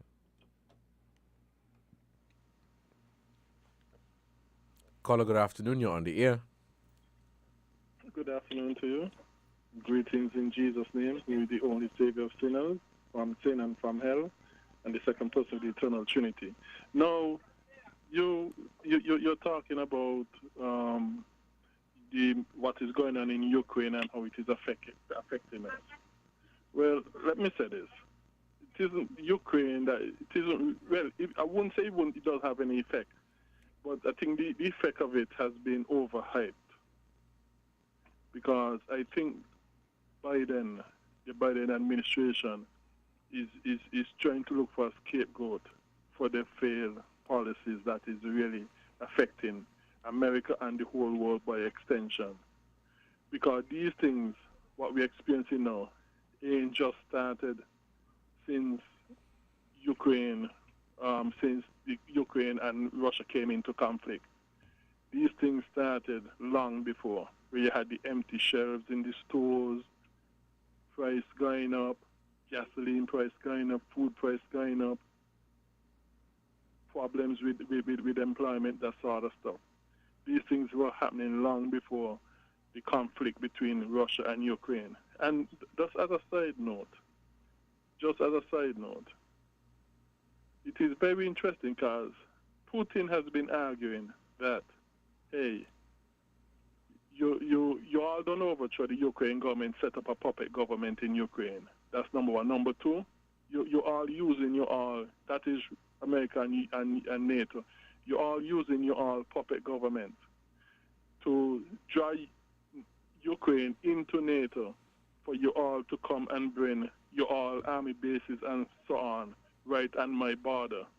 And from history, we have suffered because of that, and we are not going to sit by and allow you all to draw Ukraine into NATO to bring your military bases and so on my border to attack me. That has been Putin's argument, and Putin said that I'm going to react accordingly, because if I was to do it to America, if I were to set up bases in Mexico or Canada on the border, you all would react to. Just like how you all did with the Cuban missile incident, when you all said you all didn't want any missile in Cuba. Now, it is very interesting now. China has made a deal with the Solomon Islands. And Australia is saying, no, the Solomon Islands them can't make the deal because it's going to bring China too close to their border. And America is agreeing with Australia that no, you all can't do that because you're going to bring China too close to Australia border. The same argument Putin is arguing. So how could it be wrong for Putin, but right for Australia? The pure hypocrisy is going on right here. Pure hypocrisy. And people should see the hypocrisy that of NATO and America. All right. But like I said, these problems that we are facing right now isn't really because of because these things have been going on. It's other factors. And when it all sums up, the real reason why we are having all of these problems, including here in St. Kitts and Nevis, is because we are not doing things according to the Bible. That is the sum total of it all. And the only way out of these things is to follow the Bible and obey the Bible, first by repenting and start to obey the Word of God, so that we don't end up in hell, and so that we would have economic, political, social, and so on, salvation and blessings of Jesus Christ upon us. So it's really the disobedience to the Word of God why we are going through what we are going through in St. Kitts and Nevis, the Caribbean, and the whole world by extension. All right. And that is it. All right, thank you, caller, so much for your contribution to this program. We'll take this short break to give a shout out to our sponsors, and when we come back, we'll continue Voices here on WINNFM 98.9. Let's take this break. We'll be right back. Found the sound 98.9 WINNFM. Here are your Horsford's Value Mart IGA Value Club Blue Tax Special. Running April 21st to May 4th. Pearl pancake mixes, $10.99. Langus cranberry juices, $9.99. Nabisco Oreo cookies are just $19.99. Tropicana punches, $7.99. Lactate milk, $17.99. And Tony's pizzas are $15.49. And now your very low weekly value deals. Multi-meal cereals, $12.99. Pillsbury cake mixes, $5.99. Suave Essential shampoo and conditioner, $7.99. Pepperidge Farm cakes, $14.99. Dial soap, $9.99. Extra liquid detergent, $12.99. Shop smart, shop value mart. Joan in español. Sea listo y haga sus compras aquí a Value Mart.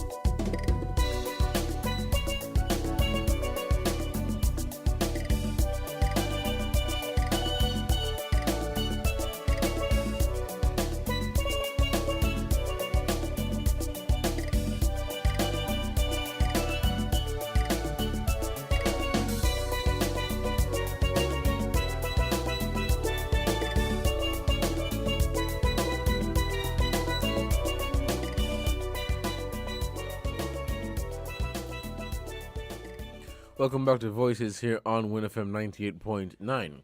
About a few minutes before the 1 o'clock hour. And we're still taking your calls here on Voices for today, Monday, April 25th, 2022. I'm your host, Devon Cornelius. Now, a lot really has been happening over the past few days, locally, regionally, internationally, of course.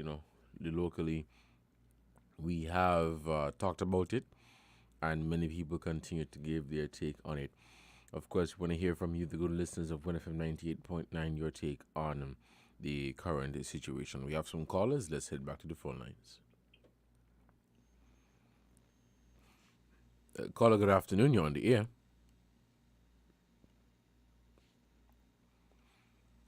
Hello, caller. Good afternoon. You're on the air. Okay, we seem to have lost that caller.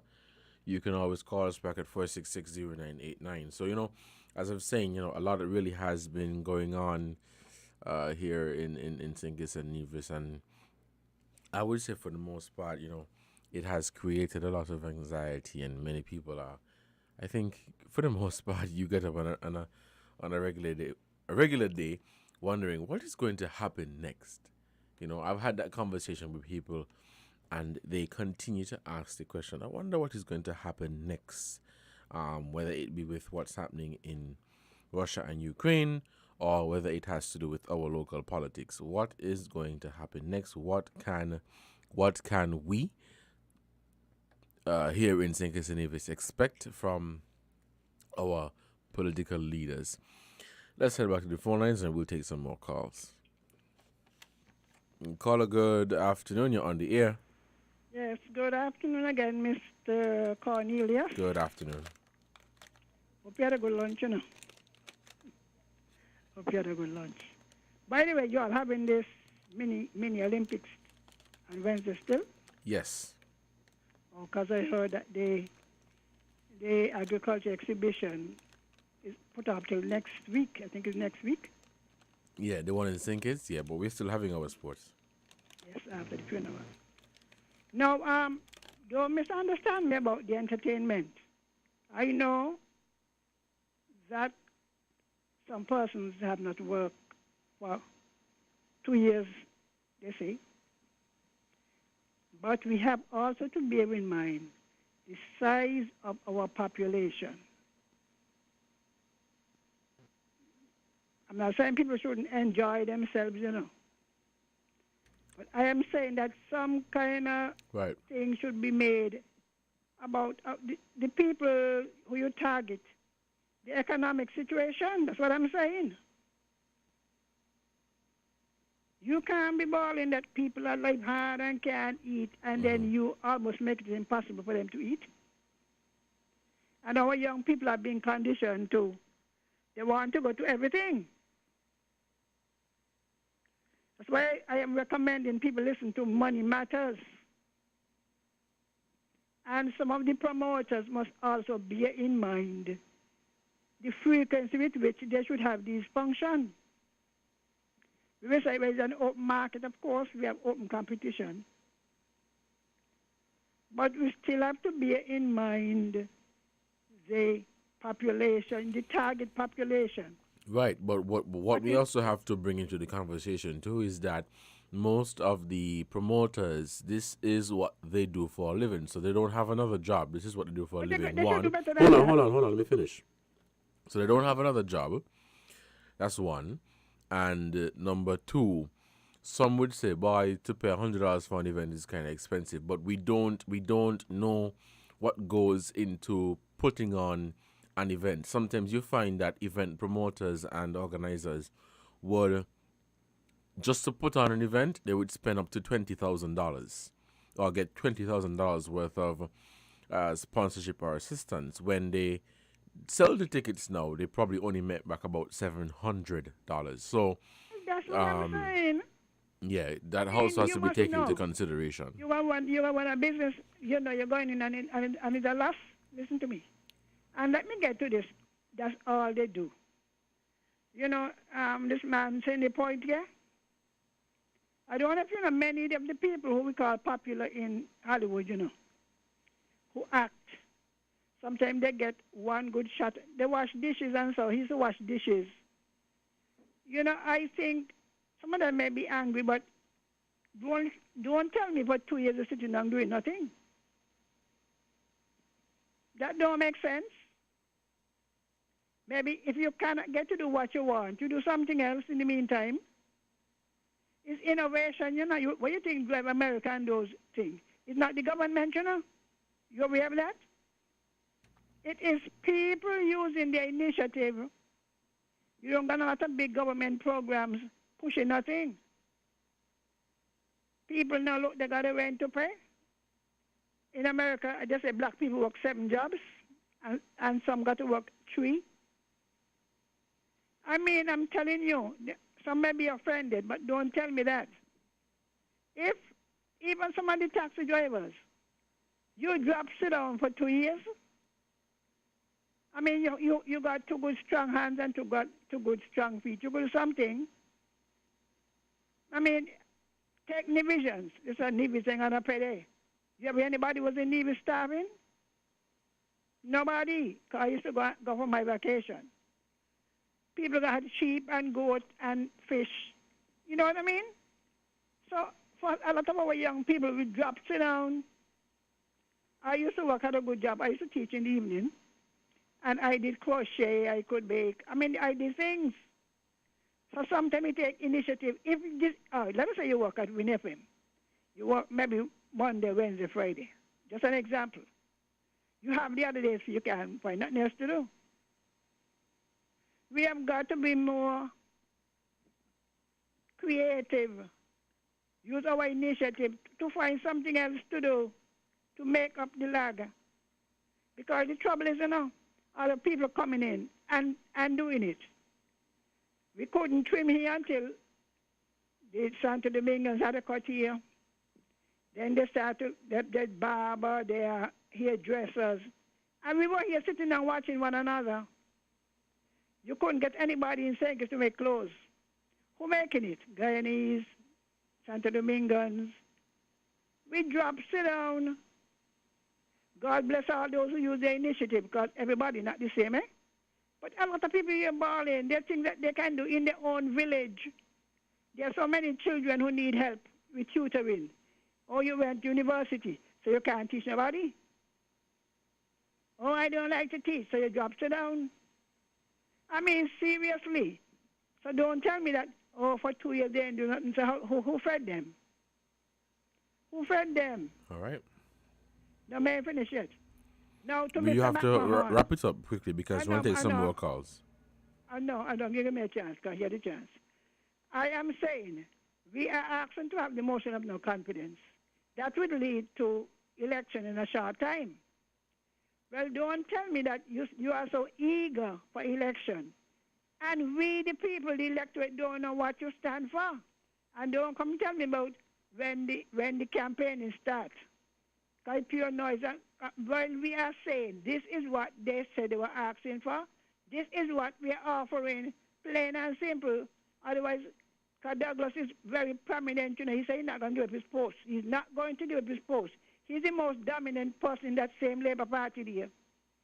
So nobody could trust anybody. Any vote you give Dr. Drew, you give Dr. Douglas, because he still controls the party. He still controls the party, and if by any chance they get in, he can run it. So, Mr. McMahon, please tell your people, get yourself together. You're anxious for a motion of no confidence. We want to know every issue that you complain about. When, and we want timeline, we're sick of this thing. Because we can't be going to the polls every 5 years with the same story. We don't sound like intelligent people. All right. They're eager. They said they could get 6 seats. Give me a chance. They said they could get 6 seats. Well, if you know you could get 6 seats, you mean you could form the government. But we want to know exactly what you intend to do and the timeline. Thank you. Okay, thank you, caller, for your contribution to this program. We are still taking your calls here on Voices on WINNFM 98.9. The phone lines are open at 466-0989 or 762-0989.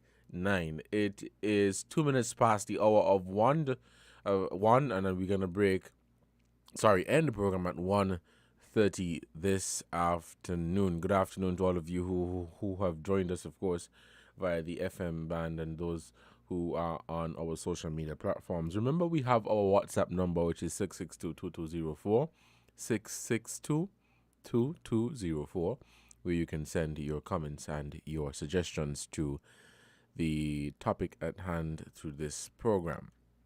And again, caller, thank you for your contribution. So, for the most part, that continues to be a hot topic, this current political mess we're in. Let's head back to the phone lines. Caller, good afternoon. You're on the air. And greetings again, blessed love.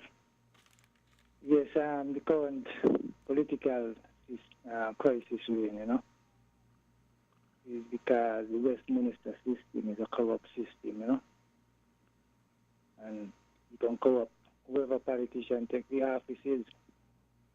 So that is why we want a new thing, and the only new thing we see really like durable for us, the people, is Rastafari. You know what I mean? Rastafari is self-governance, because the Bible shows you the government is up on your shoulder, which means your head is your government. You know what I mean? You could make a laugh for yourself. You don't need nobody to make a laugh for you.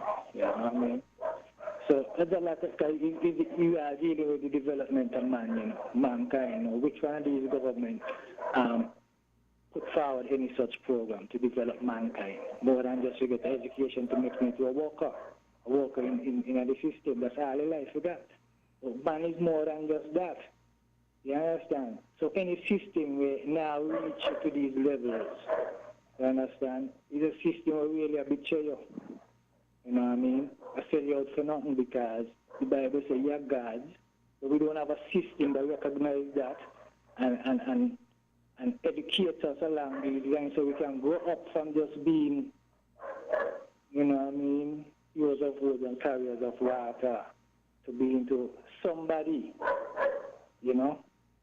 Yeah, and we keep on going around this mountain all the while, I mean? We need somebody to lead you. You can lead yourself or make a man feel you need another man to lead him.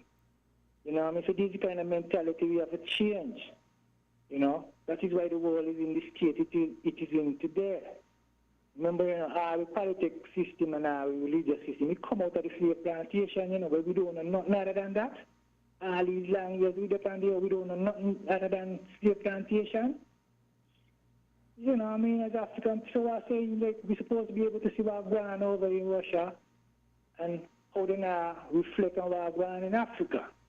You know what I mean? Because, all these things are happening in the world today. You're going to mash up the economies of the small developing countries, which 99% of them is African country, African people. So you can really see who this thing, really direct at. Like Bob saying, all this is going on is to fight against the Rasta man. It's we the African people, it's the Rasta man. We're the woolly head people. The Bible tells us God got woolly head. You know what I mean? So they fight against God's people in some diplomatic way. You know what I mean? And they design a system to keep us in a subhuman standard. Okay. You know what I mean? But we gotta see and we gotta know life and what life is worth. And life ain't worth what that gives us. You know what I mean? And what that tell us about life. So we have to seek things for ourselves. And there is another way to live, and that is Rastafari. I keep saying that all the while. I want people to really look into Rastafari. Okay, thank you, caller. That is bridge out of this. Thank you. Thank you so much for your contribution to this program. We'll take a break to give a shout out to our sponsors. And when we come back, we'll continue Voices here on 1FM 98.9. It is about 7 minutes past the hour. Let's take this break and we will be right back. WINN is 98.9. 98.9 is WIN FM. Supermarket shoppers understand that convenience matters. At Hortsport's Value Mart IGA, we know that price matters most. Ample parking and the widest variety matter. At Hortsport's Value Mart IGA, we know that price matters most. Clean, spacious aisles and the highest level of customer service all matter. At Hortsport's Value Mart IGA, price matters most. We've renewed our commitment to guarantee the lowest prices in the Federation. Why? Because we understand that in this tough economic environment, price matters most. Shop smart. Shop Value Mart, where price matters most. Farms Estate Nevis and Wellington Road, St. Kitts. Price matters most.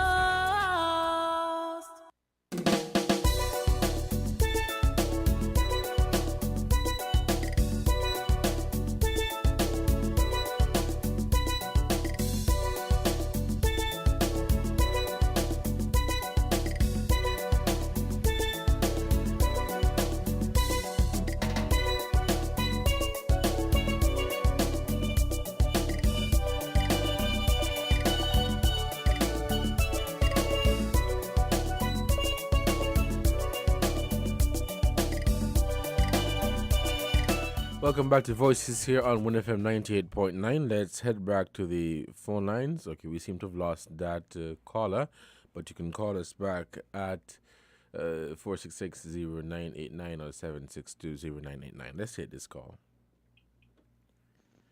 Caller, good afternoon. You're on the air. Yes.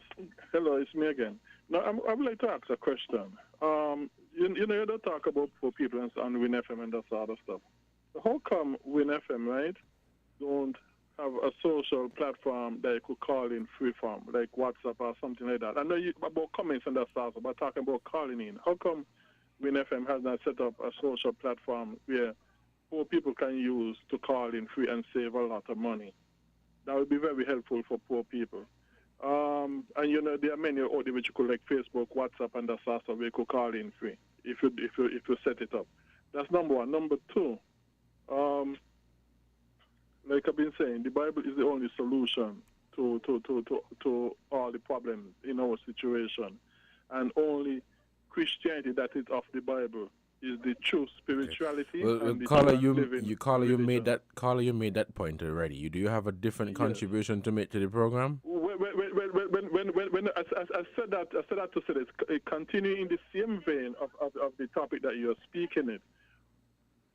People, we ought to know, if we don't go the way of the Bible, we are only like a dog chasing its tail and would never catch up its tail, because there's only one way. That's the Bible way. And I'd like to answer this social media question, why WINNFM has not set up at least one support people call in free and contribute. Thank you. All right. Thank you so much, caller, for your contribution to this program. That is a consideration that we will take. We will take your suggestion, and of course, that is something that we will think about and work on. But we do have our WhatsApp number, 662-2204. If you have any contribution that you would like to make, of course, you can send it there. And you can also send your voice notes with your comment that you would like to add to the program. Let's head back to the phone lines. Caller, good afternoon. You're on the air. Good afternoon. Better late than never. Thanks for entertaining me. Straight to the point. It's somewhat painful for me to be calling at this moment, given the fact that you're in a period of mourning for the loss of the former leader, Nevis. First question I wish to ask you, though, when a period of mourning is declared, is there an understanding from big men that all other political bickering should be placed on hold until that period is ended? Repeat the question. Sorry, repeat the question. I didn't hear you clearly. Sorry. I'm calling from outside of St. Kitts. I'm calling from St. Vincent. Mm-hmm. First question, I would like to know if when a period of mourning has been declared once you have a former head of state passed away, if there will be or there's an understanding that all political bickering should be placed on hold until such period, so that big men can be mature and stand up and have respect for the deceased and the deceased's family. Mm-hmm. I think that's the general understanding. If a period of mourning is declared, certain things not to happen. Certain things are to happen, but in terms of the politics, well, here in St. Kitts and Nevis, that is, I would say that it was expected that all of that will come to a halt until after the period of mourning has ended. Okay. Generally speaking, youthful exuberance and hubris has its place in life. But there comes a time when decent and mature men must stand up and be counted. There's a period for everything in life. Running a country is not a ball game. Running a country is serious business. Matters of state are concerned, people's lives are concerned, and we should respect the lives of individuals, whether they support us or not. Having in-house mutiny like what's taking place now, I think that's my personal opinion. I want to believe that the timing is poor. Given the fact that you just came out of the election where you had asked the people, you requested that the people vote for you, and so said, so done. Now the result of that is that individuals, due to youthful exuberance, hubris, whether it be Bernard Code or Lady Macbeth, have decided that they're going to make their move, for want of a better term, now. This reflects, this political impasse that we're in now, it gives a bad reflection to the people of the Caribbean, because St. Kitts Nevis, the Federation of St. Kitts Nevis, has always been respected in the Caribbean.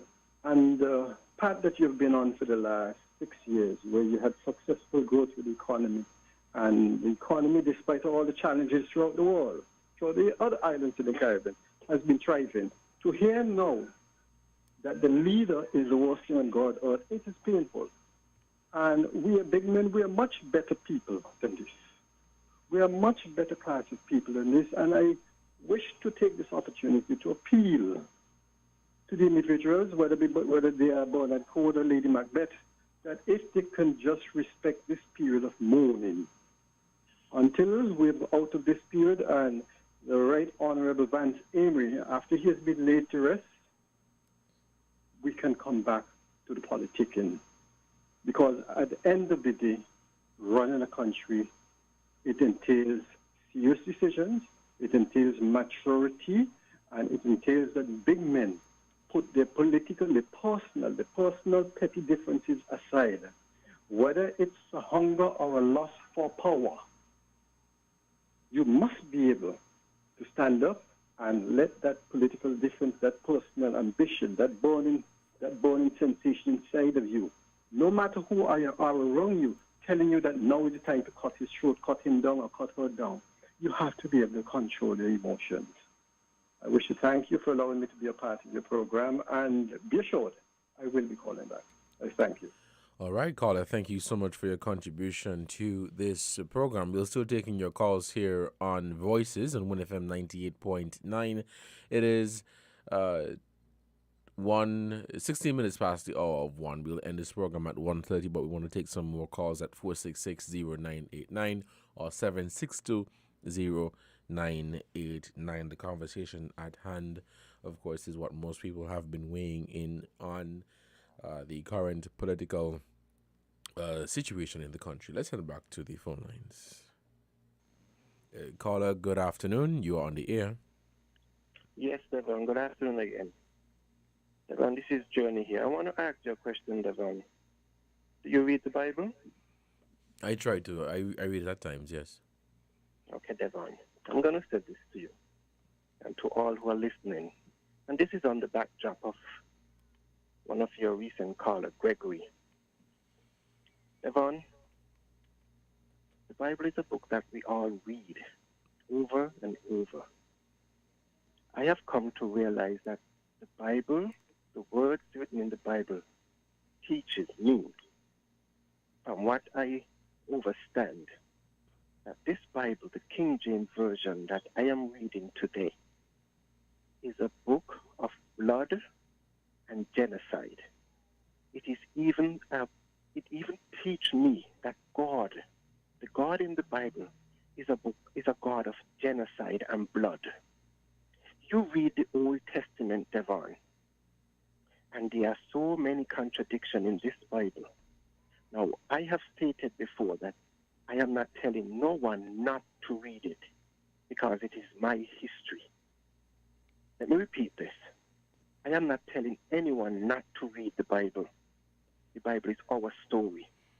It was tampered with, and those who tampered with it have inserted themselves into my story and give me their narrative to pontificate.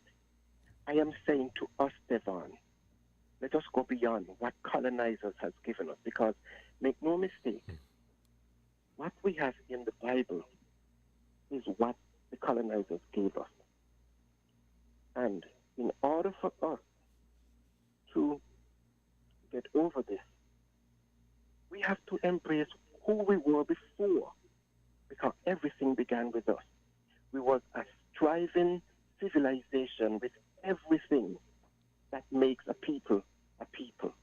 We had fashion, we had economics, we had agriculture, we had everything before they came into our space.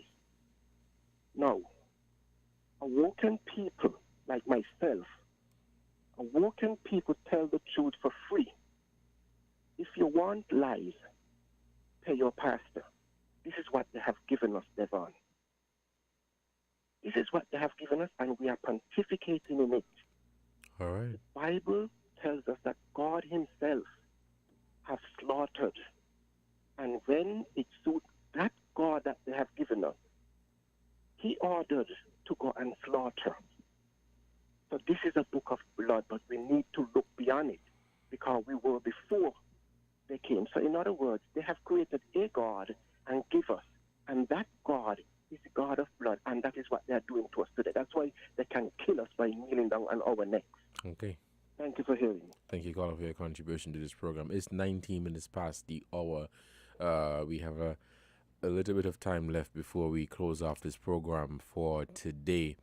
You know, with all that has been said, not just today, but okay, before I bring my comment, I have a call on the line, so let's take this call.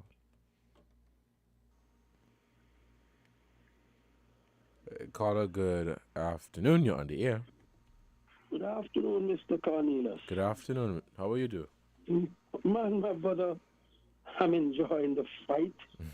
But the problem here is that it is sad that our country is seen in the world for the wrong reason again. I mean, I listened to some clips. I don't know if you have them yet. With Timothy Harris speaking before the election of 2015. He pointed all the finger to Douglas.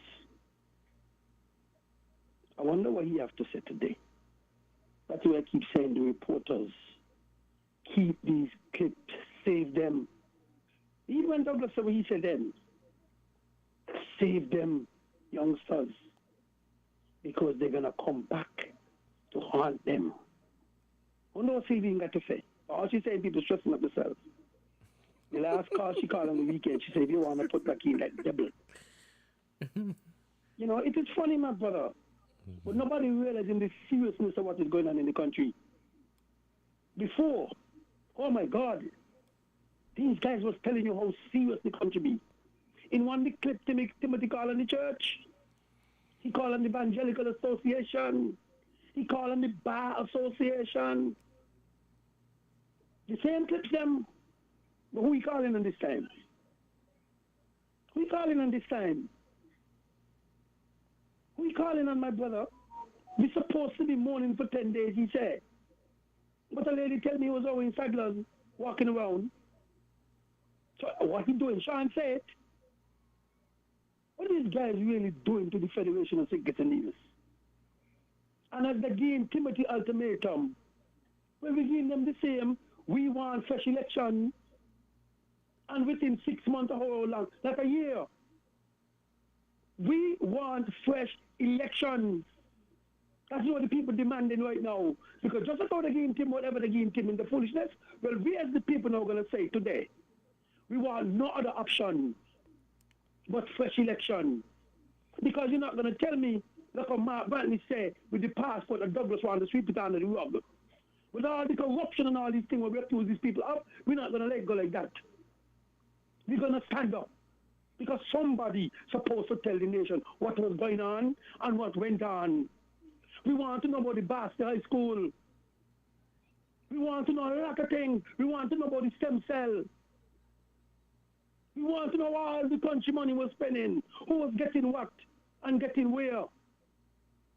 We need to know.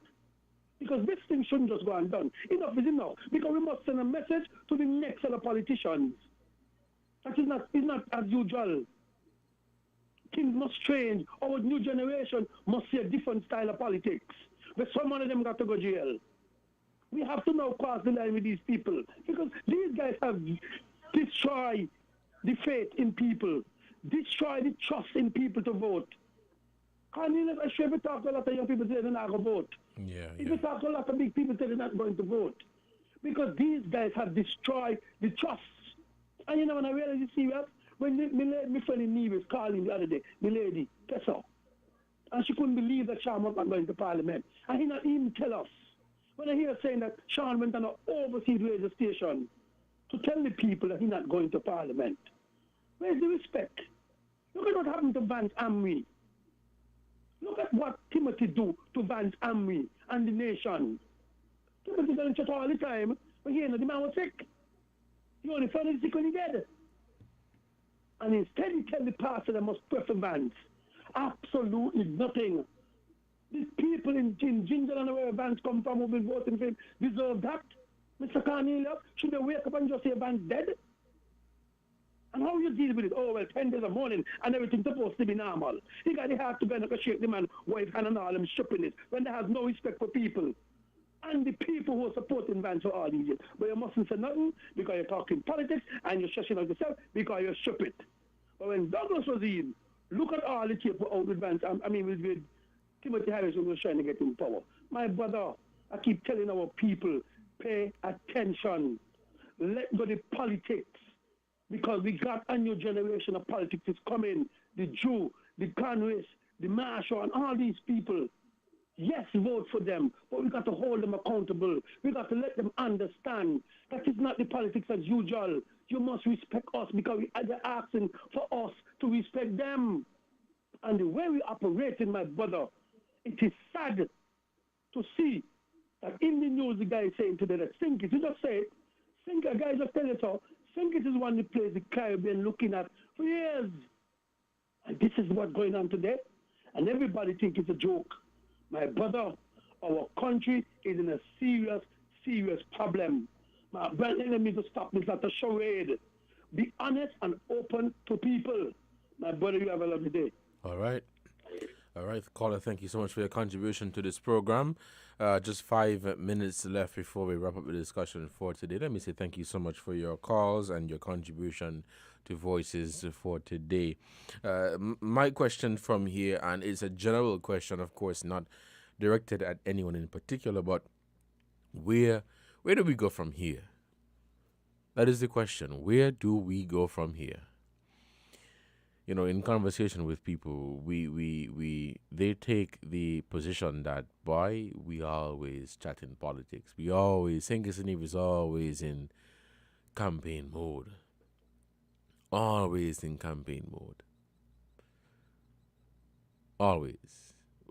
Whether it is the Federation as a whole, when it comes to general elections, or Nevis, which would spill over to St. Kitts, because here on St. Kitts, you would pay attention to what happens in the Nevis Island Assembly elections. We are always in campaign mode. But, you know, sometimes we can have campaigns and, you know, the campaigns are clean and, you know, free from any confusion. But I think any right, you know, thinking person would agree that what is going on right now is really, really sad. And I can definitely tell you that from my point of view, I honestly did not see all of this coming, let me say, so soon or even happening at all. it's something that, while it may be exciting in the sense that, to see how our politicians are responding to each other, it is embarrassing. It is exhausting. It is really, really, really exhausting. And, when there are other real bread and butter issues out there, you don't know for a fact if they are being addressed. And this is what a lot of people have said. That is why I said earlier, and I'll say again, in the midst of all of this political chaos, we really have to look out for ourselves, We really have to look out for ourselves and ensure that, we are in good standing in terms of, if we can really survive, looking out for our family, our friends, our neighbors, our brothers and sisters. Because these are strange, strange, strange times. Strange, strange, strange times. But where do we go from here? What can we do to bring all of this to an end? Are we certain that we're not going to end up in a similar situation like this? Because the conversation or what's happening now is very similar to what happened 7 or 8, 9 years ago. And here we are again. One may say, well, we have elections, change the government, we're going to be good. But how do we know that? Of course, I don't want to say that those who are seeking office for the first time are going to not try to bring something different to the table. That is not what I'm saying. What I'm saying is that we really need a new style of politics. We really, really need a new style of politics. Because this one, it's really exhausting. It's really, really exhausting. Changing governments may not necessarily be the solution. But it's the mindset of the people that we elect to office. It's the mindset of the people. And what intentions they may have. Do they really mean well? Do they really want to make a change? But at the same time, part of the conversation too has to be that while you may have some of the people seeking office, you may have that, they really want to make a change. They want to do something different. There are just some people that are not open to, accepting that change or making that change. So any right-thinking person would agree that, this ain't look good at all.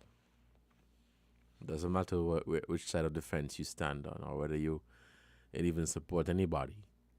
This ain't look good at all, at all, at all.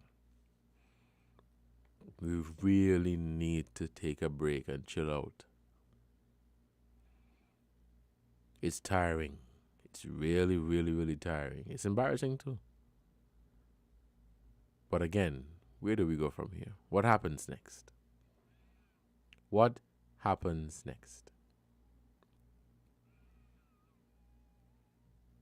I was telling somebody, I believe that after this chaos comes to an end, I think for the most part, we're still going to be in the very same position that we are.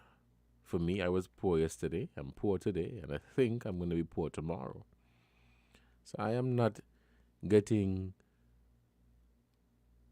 upset or going at anybody or anything of that nature for what's going on now. And I think that's what most people are saying. They're perhaps saying, well, in the midst of all this political chaos, I have to worry about my Nevlik bill or my Skullet bill. I have to worry about how I'm going to buy some formula for my child. I have to worry about how am I going to pay the school fees. I have to worry about how I'm going to put gas in my car. Those are the real bread and butter issues. Guys, this is the end of Voices. Let me say thank you so much for your participation. Thank you to those of you who joined us on Facebook, on YouTube, those of you who tuned into 98.9. It is always a pleasure to be here with you to host Voices and to have a healthy discussion, listening to all sides, and for them to lend their contribution to the program. Regardless of whether you support PAM, Labour, PLP, NRP, CCM, I want to hear what you have to say. Of course, once you are respectful. Thank you so much. Enjoy the rest of your day. And you guys take good care. This has been Voices. I'm your host for today. I've been your host for today, Devon Cornelius. We're different. We're 98.9. 98.9. Win FM. To avoid getting the coronavirus, remember to wash your hands thoroughly and frequently before and after preparing food, after using the toilet or changing a diaper for a baby, sick person, or the elderly, after blowing your nose, and after leaving large gatherings or moving away from persons who appear ill. Encourage others to wash their hands and also use an alcohol-based hand sanitizer of 60 to 70% solution. Stay away from events having